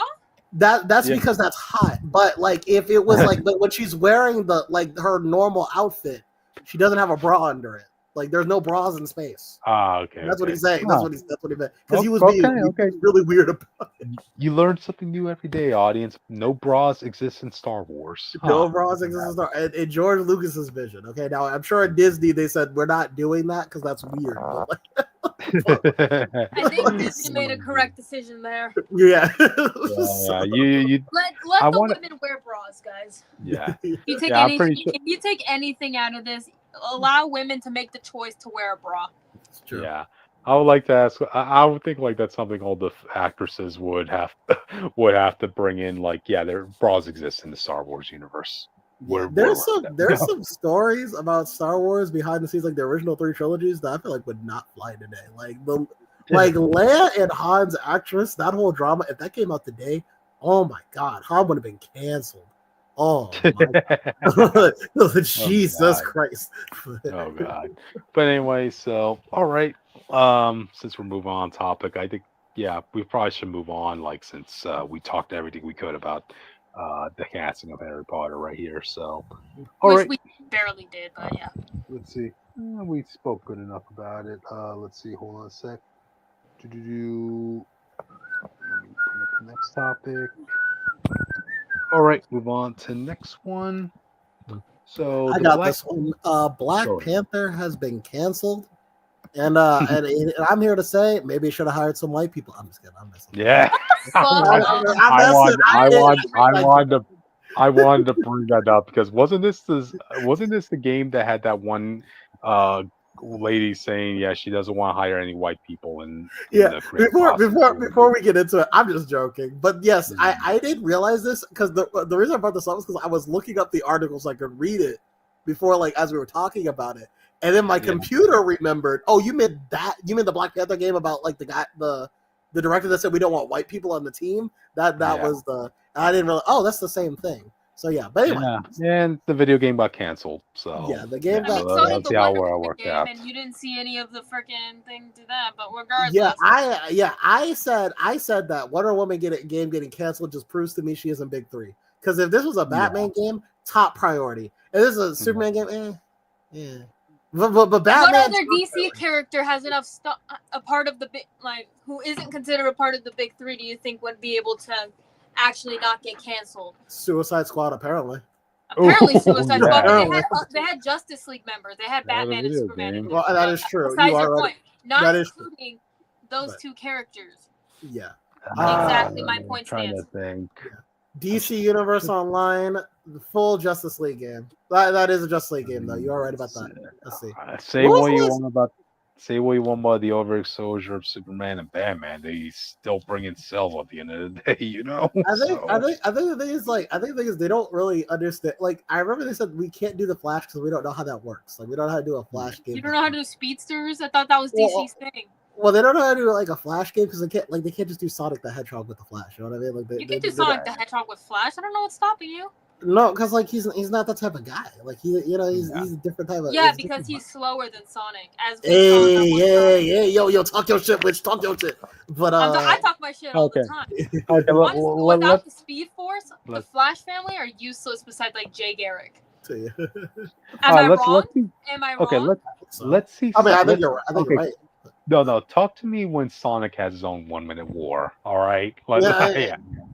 Oh, you know what? Actually, he did. He could probably do it faster. If I really want to be disingenuous, if you play Sonic Generations at the beginning, a time eater rips through time as Sonic has a chili dog that is like flying high in the air. Right. By the end of the game, when time gets restored, because Sonic saves the world, the chili dog falls back to his hand. Meaning that whole event took place less than 30 seconds in real time. There you go. Exactly. Suck it, Flash. You're useless to me. Okay, well, let's see Sonic reboot his own franchise. Actually, he did, and that was in the Archie comics. God. Yeah, suck it, Flash. You're lame. All of the speedsters are cooler than you. So anyway, all right, back to the topic. Sonic is better than the Flash. There you go. But yeah, so this game got canceled. I can't find anything on it. I think we might learn more why later. But like I said, they canceled the Wonder Woman game, and people are still salty about that. Yeah. I wonder if the games are just You know, at this point, I'm surprised they didn't cancel that Captain America game with Black Panther in it. Unfortunately, they already gave a teaser and everything for that, and they're already halfway people have into the game. They've done teasers before for things, and they cancel things out. But I guess they're too far into production with 1943. They finished entire movies that they canceled. I don't know what to fucking tell you, man. That's kind of bullshit logic right there. Well, I guess they feel more confident with the 1943 game, and then in that people case, like Black Panther. What are you talking about? Well, apparently something had to have gone wrong with this project in order for it to get canceled. You know, they are still doing. No. But they are still like me. The Iron Man game is still pushing forward. Well, Iron Man is a different case because Iron Man is star power. You know. He used to not be star power. Just remember that, audience. Yeah, Black Panther was star power, though. He's star power. That's T'Challa. I don't see the Iron Man movie potentially winning Oscars, okay? But I do see Black Panther movies. Yeah, I think T'Challa is star power. I think T'Challa is like one of the last few MCU heroes to have star power from the old guard. You know what I mean? I think I don't know what it was. It could have been just a lot of behind the scenes drama or whatever. It could have maybe the game wasn't moving as fast as it should have. And yet we're still getting that stupid Wolverine game, and it proves my point that he has to be in everything. I don't know if we are getting that Wolverine game, to be honest. We haven't heard shit about it since the leak. I don't know. And the Blade game, we haven't heard shit about the Blade game either. But But that's an Xbox exclusive. Does anybody really believe we're getting a Blade game? Come on. We got a teaser for it. What the fuck are you talking about? That's an Xbox exclusive. That's not even any conspiracy. That's an Xbox exclusive. It'll be lucky if it sees the light of day. It's an Xbox game. Bro, I won't be able to play it. I only play on PlayStation, and I don't even have a PS5.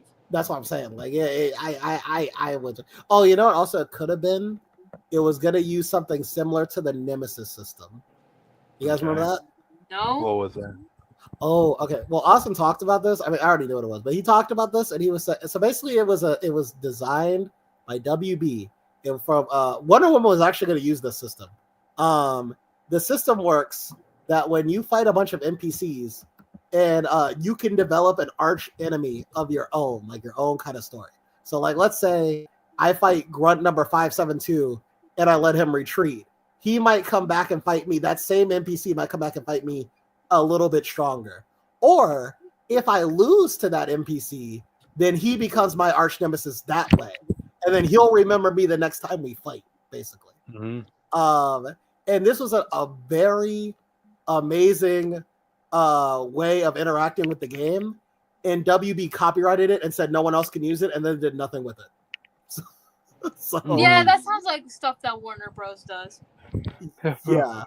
So it was an innovative idea because I meant every time you fought like just a generic goon, that goon could be your nemesis, basically, for all you know. Mm-hmm. And so apparently Black Panther was going to use its own version of that, and I wonder if they just couldn't find a way around the copyright. Actually, no, you know what? I'm reading it right now. Apparently, the problem is I was right. EA felt the studio was moving too slow. Which came in part because Cliffhanger was building staff alongside its prototypes and builds to show EA how it would all come together. Wait, who was releasing this game? EA? Yeah, so EA. Okay. Yeah. Can I go on this rant real quick? Does not count this game, but in regards to EA.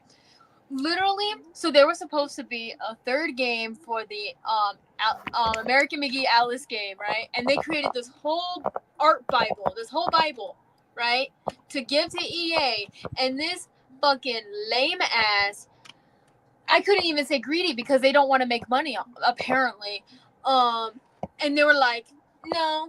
And so the company, like American McGee, was like, how about you just sell the rights back to us or give us the rights? And they're like, no. So EA is a really shitty company, and I'm not surprised that they canceled this fucking game because they fucking would do that. Fuck you, EA. So Rant question. over. Gotcha. So question. So from what I'm led to believe, it was because of the staff unable to meet deadlines. Is what you're telling me, Jake? It says, and I quote, several lumps from Monolith's Lord of the Rings duology reunited to form Cliffhanger. EA felt the studio was moving too slow, which came in part because Cliffhanger was building staff alongside its prototypes and builds. So it was the staff. So it was the staff that was given the issue. It looks like it if I'm reading this correctly. Wow. And it sounds like that would have been interesting. You could have played as T'Challa, Shuri, or his son Azari. And you would have been. Azari was gonna be in this game. Fuck you, EA. And the villains were gonna be Skrulls invading Wakanda, the secret invasion. Okay. I'm surprised it's not Namor at this point. Well, Namor's too easy. So yeah, so they decided let's do Skrulls instead. Okay. Mm-hmm. Yeah. So yeah. Wasn't the only game they've canceled recently? Last year they canceled a single player Star Wars first person shooter game from Respawn. Which is shocking. Like money though, they don't like fucking money. Like with the games they do release, they're like, here is all of this DLC that you have to buy so that the game is fucking playable. Fuck you, EA. I'm pretty sure out of this audience. Fuck you, EA. Gotcha. I'm pretty sure we're still gonna get another Star Wars game. For sure. Yeah, definitely. Yeah. Damn, what was I about to say? All right, so anybody who's like a little sad that we're not getting a Black Panther video game content, well, look forward to 1943 if you want your Black Panther video game film. Yeah, whenever that game gets released. Yep. Audience, I literally bought a PS5 just so I could play 1943. So a better damn will deliver. It's canceled. You're gonna have a field day. You're gonna have a riot, and I'm gonna be like there because of Alice. You're gonna be there because of Captain America. Jeez. But hey, at least I was able to play Marvel Rivals in the meantime, you know? So, there you poor. go. I can't play Marvel Rivals. Gotcha. All right. Hey, follow thoughts on this before we move on, guys? Move on to what? Are we done?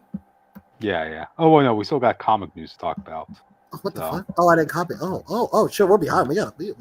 Okay. Quickly, rapid fire this let's shit. Move on. Bless move on. Thank you. So, oh wow, audience, it's happened. We're finally getting a Marvel and DC crossover officially. After how many years? Since the 90s? Yeah, pretty much. And we're going to be starting off.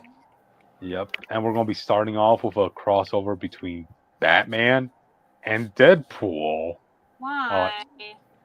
Because the variants are going to sell like hotcakes, which no, God, because why Deadpool versus Batman? That's too. It should be Deadpool versus Deathstroke, so that Deadpool can beat up a pedophile. Why not Miles Morales versus Batman?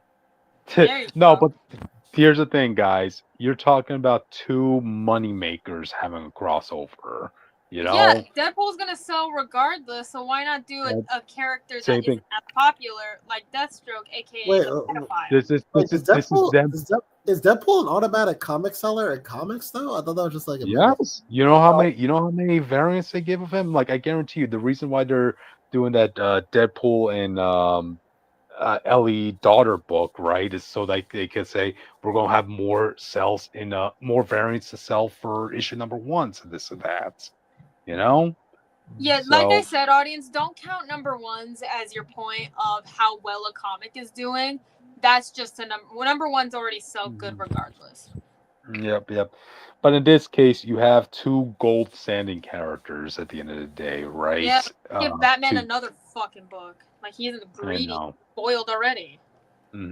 So yeah, the way they're going to go about this, right? From Marvel side, it's going to be titled Deadpool versus Batman, but from Batman side, you're going to have Batman versus Deadpool. I like how it's not DC anymore; it's Batman. I know, right? Because like I said, so he's greedy. Now the only hiccup to this is it is announced that it's going to be Zeb Wells who's going to be writing this. Okay, here's the thing about Zeb Wells. He can write a good book if it's characters that he likes. Yeah. So if he likes one or both of these characters, then we should be fine. Is the plot gonna be that like Deadpool tries to kill Joker and Batman's like, no? No, Batman to kill, even though I won't kill him. Gotcha. But I know Zeb Wells, his reputation really took a stab because of his whole Spider-Man thing. But to that, I'll say with Deadpool, you can't really harm his IP unless you shut his mouth up, right? He's one of those characters you can do whatever you want with him, and it'll still work. The only thing that'll be negative with Deadpool is if you don't make it entertaining, So like what Rob Liefeld does. He can't make a good book. He sells on the basis of his name alone. Yeah, which isn't enough to just get a book going, man. You need to actually make it good. That's true. But with the Deadpool situation, damn, what was I about to say? Damn, I'm drawing a blank of what I was about to say earlier. So yeah, it's going to sell audience regardless. Oh, okay, now I remember what I was about to say. With Deadpool, it kind of would make sense if he does interact with Batman because, funny enough, in his comics, right, Deadpool takes a lot of jabs at Batman more than any other DC character, really. Audience, did you know during the Daniel Way run of Deadpool, Deadpool had his own version of Harley Quinn? The insane. There's also Red Tool from DC. Well, no, that's a completely separate character. Yeah, I know, but I'm saying to that point too. There's a Deadpool in the DC universe. I'll get to more knockoffs when I get to there. But with the Harley Quinn thing, yeah, he had his own therapist when he was locked up in the mental asylum, and she apparently was a super fangirl of Deadpool. right down to the point of literally having a refrigerator filled with severed Deadpool body parts that she collected over the Yeah, that's years. concerning, and also I don't think you Yeah, should do I that. got. Yeah, which imagine what she was doing with those body parts behind closed doors. You Cryptid, got I to think. don't want to think about that. Never I do that. I I know. She's dead, by the way, audience. She was so into Deadpool that she literally set herself on fire to be his perfect match. And she was a therapist, dude. I know. I Literally a know. therapist, and that's coming Yeah. from me. Well, Harley Quinn was a therapist that bleached her skin white just for Joker, you know. But that's So different. She was like actively being manipulated by the Joker. Anyone could be Mhm. abused. I Gotcha. don't But know if this woman again, was abused by Wade. I don't think Wade's the kind of person who nah, would do nah. that. He just wanted to get as far away from this chick as possible. Exactly. Really, So I was don't trying. understand why she was acting that way. She was there again. She was there just to be a parody of Harley Quinn, right? And then later on, Deadpool had his own parody of Batman, which was Good Night. This was after the Jerry Dugan run where Deadpool was being written by Scotty Young. And, like, when Deadpool's mind got wiped out, he was like trying to remember what was his origin, right? How did he become Deadpool? Was I bitten by a radioactive spider that turned me from a teenager to Deadpool? No. Was I in the premises of a gamma bomb that turned me into Deadpool? No. Oh wait, I remember. I was in a dark alley with my parents as a kid, only for this mysterious person to come out with twin katanas and kill my parents. Oh wait, that actually did happen, and I wasn't the kid in that story. I was the assassin. Oh, well, I mean, I'm sure that kid turned out fine. Who holds a grudge forever? Yeah, yeah, Me, I can hold grudges forever. yeah. That kid went on to be a character known as Good Night, and yeah, he was basically Frank Miller Batman that Deadpool had to tangle with. And wouldn't you know it? At one point, Deadpool cosplayed as the Batman who laughed. So yeah, this crossover between those two makes more sense than fans would think it would. Is what I'm trying to say. Um, yeah, very entertaining. Again, two money makers for both DC and Marvel colliding. I'm definitely gonna be telling my comic book shop, yeah, I'll hand select the variants I'm getting because I can damn well be sure there's gonna be more than 10 variants of this comic alone, audience. I have a And I question just for you, genuine question. Do you think we're yeah, gonna get a new amalgam universe? no. No. Because that is a slippery slope because of who's going to own those characters at the end of the day. This I this mean, like, I crossover is don't only even going to be know who, temporary. because keep in mind, both the Marvel and DC wikis both have the amalgam universe stuff, so I don't even know who owns the amalgam universe. But You know what? they You know don't. what, audience? I'm gonna Google it right now. Gotcha. But the fact that those characters have never been revealed in like the past decade should show that neither studio can actually use those characters. So there's that. Let's see. Oh, so yeah, it's officially happening. We're getting crossover issues. Who do you guys want to see do a crossover? So Yeah, a minute. Mm-hmm. yeah, we don't know actually because technically both companies own the rights. You know what? It's gonna be Spider-Man and Superman. No. Iron Man and Superman. The Man of Steel with the Man of both Iron. companies own the rights Cool. to the amalgam universe. Yeah. So they can't. So one company can't just use the amalgam characters without the permission of another, unless they decide to get back together and be like, "Yeah, let's do it." Well, Cryptid, think about it, because like Superman, who's Superman's arch nemesis? Oh, let's. Mm-hmm.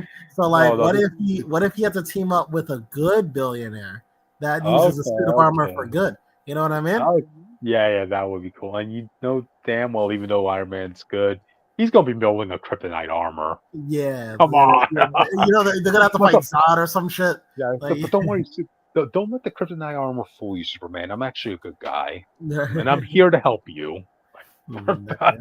See, I think listen, we already had the heroes team do obvious team ups before. I like that we thinking outside the box. Deadpool and Batman, I don't know about that one, but I think we got to think outside the box. Iron Man, Superman, like I said, I'm gonna use Spider-Man. Like we got a Spider-Man. Who should Spider-Man go with? Superman. I don't want to be with Batman or Superman. No, I don't want to. Come on.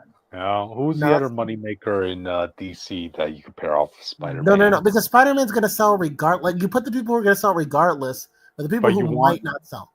You know what I mean? This is them wanting to make money. That's why you had 2 golden gooses in this crossover, Jake. I know, but that's boring. I mean, with Deadpool, at least you don't know. Like, no.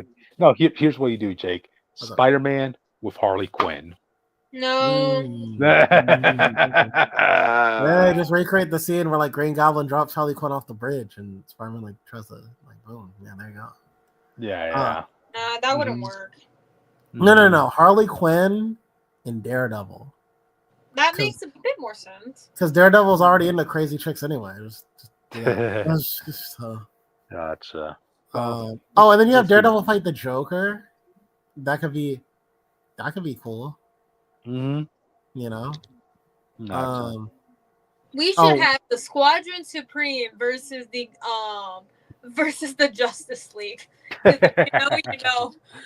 Oh yeah. Audience, if you don't know, the Squadron Supreme is supposed to be basically Marvel's version of the Justice League. Like if you see their designs, you're gonna be like, yeah, I get it.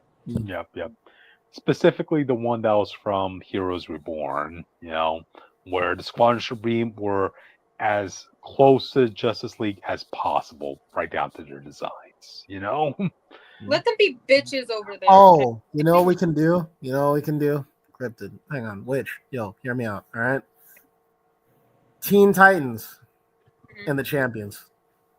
Or the Teen Titans versus the Young Avengers. Oh yeah. No. I want no. Young Justice versus Young Avengers, and you. I don't know what you would call it, but it has to be like Young in the title.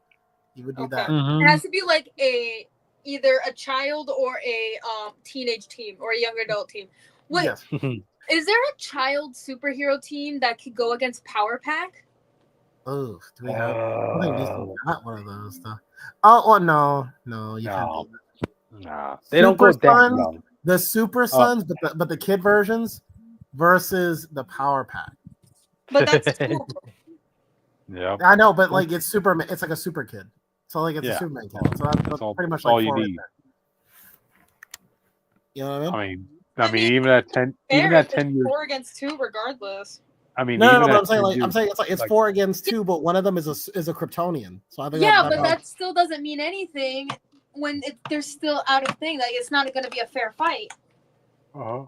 Well, it won't be a fair fight because he's Kryptonian. I feel. What is there like a smart Power Pack? Yeah, but it's a child version. Yeah, and also look at Damien. The dude's even at 10 years old. The dude's is like God level at certain moments. It's really an uphill battle for the Power Pack. That motherfucker's ruthless. Yep. And you know what? We'll put in Valeria and Franklin and the Power Pack just for good measure. I think that would just level it out. I think that. There you go. Yeah, there you go. So, all right. Fantastic Four. Who do you put them with? Well, they got to be even. I don't know much DC. We should have the Thunderbolts versus what the fuck are they called? The Authority. The Suicide Squad. Authority, or either the Authority or the Suicide Squad. Oh, you know what? I listen. I don't think you do Fantastic Four and Wonder Woman, but the villain is Warworld. Is there a team in DC that is like based out of one specific country that isn't the U.S.? I'm trying to think of something. The Justice League International, I think. Yeah. That's like I said not in America, dude. As an international, international is like the Europe team, isn't it? Oh, I'm crazy. Because there's the Justice League of America, and there's Justice League. If there was a version, I would be like Alpha Flight versus that team. No, because like there's the Justice League of America and there's the Justice League International. I thought International was like the other side of the plane. Yeah, but a lot of the members from like the Justice League are a part of the international team, so that doesn't count. I'm talking about specifically a team based in one specific country, i.e., kind of like Alpha Flame, but for DC. I don't think they have it. I don't think they do. Audience, let me know so I can make this work. None come to mind. Let's see which team, or you could just give me one dysfunctional team to go up against Alpha Flame. Jake, which I think the closest you'll get is in Japan, because I remember. But then they can just go up against Big Hero 6. Yeah, because like I remember in Japan they did try starting their own version of the Justice League. They had their own version of Superman, Batman, and Wonder Woman. Their Batman was chubby. Their Wonder Woman had a Sailor Moon design, and their Superman was Keenan Khan. Yeah, I know. Keep making up scenarios. I gotta do something real quick. It'll only take me like 20 seconds, maybe a bit more. I mean, what else can we do? I mean, Green Lantern and Nova Corps is an obvious layup. I mean,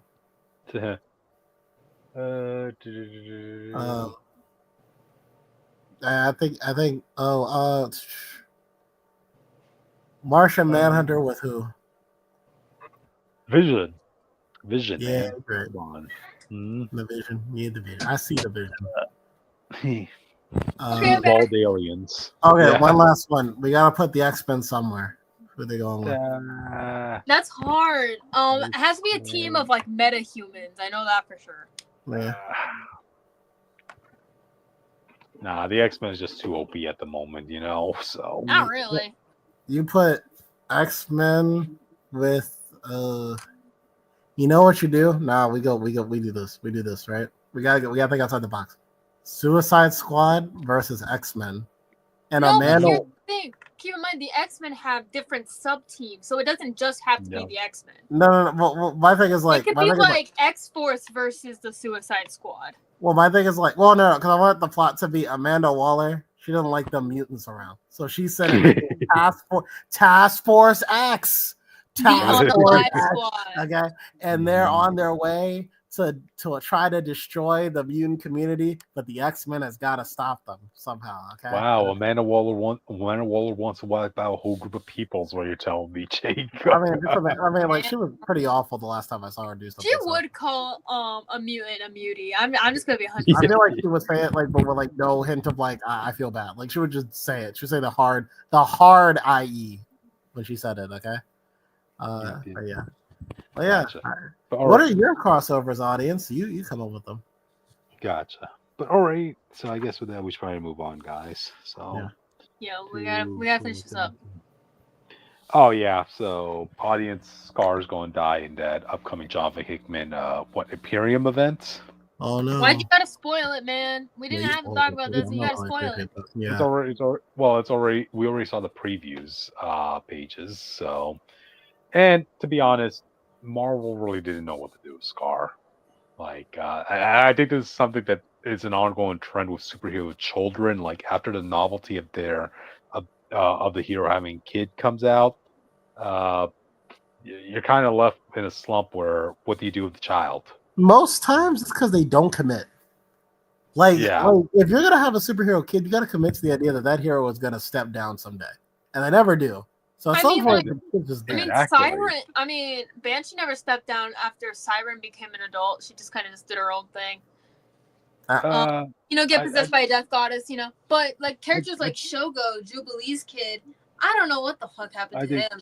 Is he a dragon in Otherworld? Is he forever stuck as a baby? Who the fuck knows? Kids in stories are designed to do either to help the main character settle down or to one day take their place. Or do their own thing, like Power Pack. Do their own thing, yeah. Or if you're a Fantastic Four, they could be great supporting cast. Yes. That's my audience. They didn't bring back Joanne Bouvier after the events of Trial of Magneto, and I'm still low-key, high-key salty about that, man.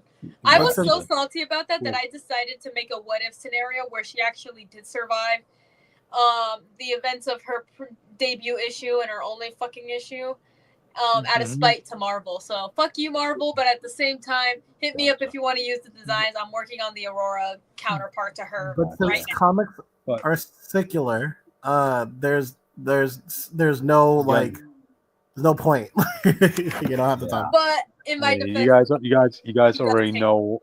you guys already knew about my rambling with what happened with Ian Rogers at the end of the day, you know. Well, No, Skaar, I like still have never the very. seen what that kid looked like. You talked about him. I don't know what he looks like. Oh, okay. Well, Send me a picture muscular later because brown. my iPad's Yeah, dead right now. gotcha.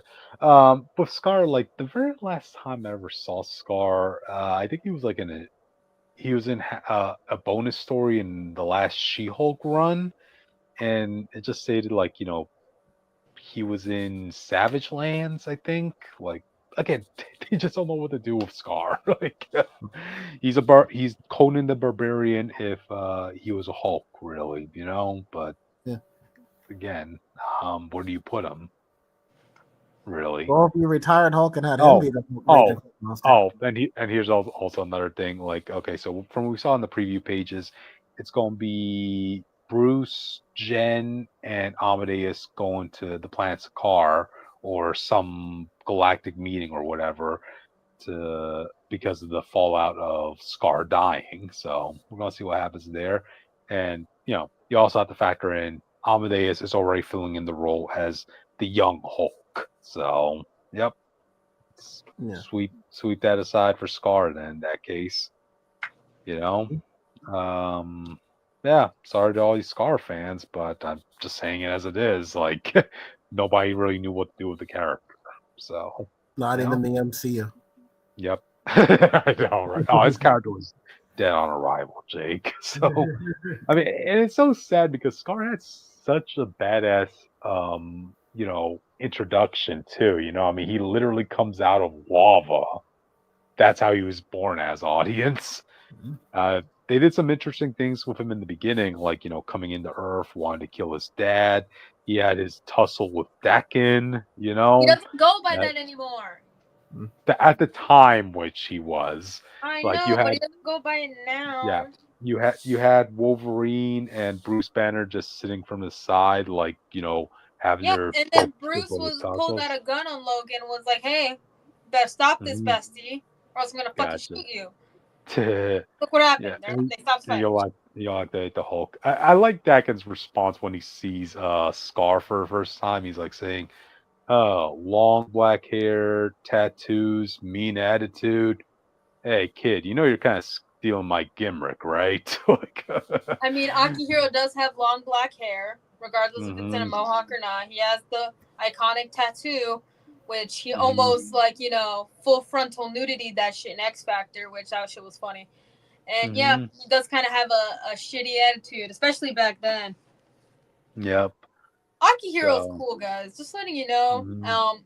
Be aware of Hellverine #7 coming out this week. Gotcha. So, and then after that, with Skaar, I can't think of anything else he's done.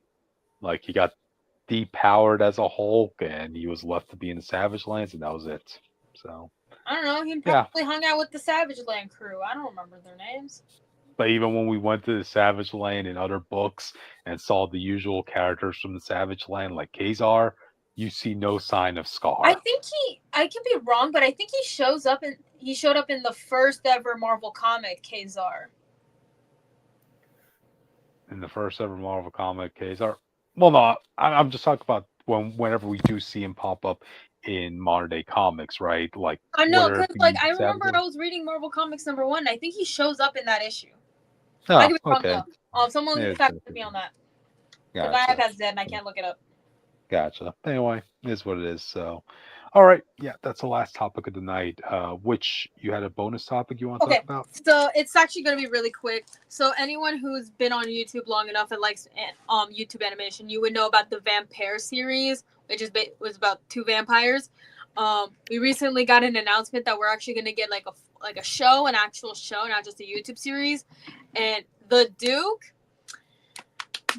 oh my god, he's actually going to be voiced by Aurelio Voltaire, which has been a headcanon for the original creator for years, and it's finally happening, and I'm excited. We don't know much information about it, but I just wanted to bring that up. That's it. Stay tuned. Okay. I will be talking about it if it comes out. But I guess until then, we're living and learning. We're living in La Vida Loca. Living the vida loca. See you guys tomorrow. We'll be reviewing our usual comic reviews and maybe some new treasures along the way. Cool. It's probably just gonna be regulars, honestly. I don't even know. See you I'll guys. set this later. All right.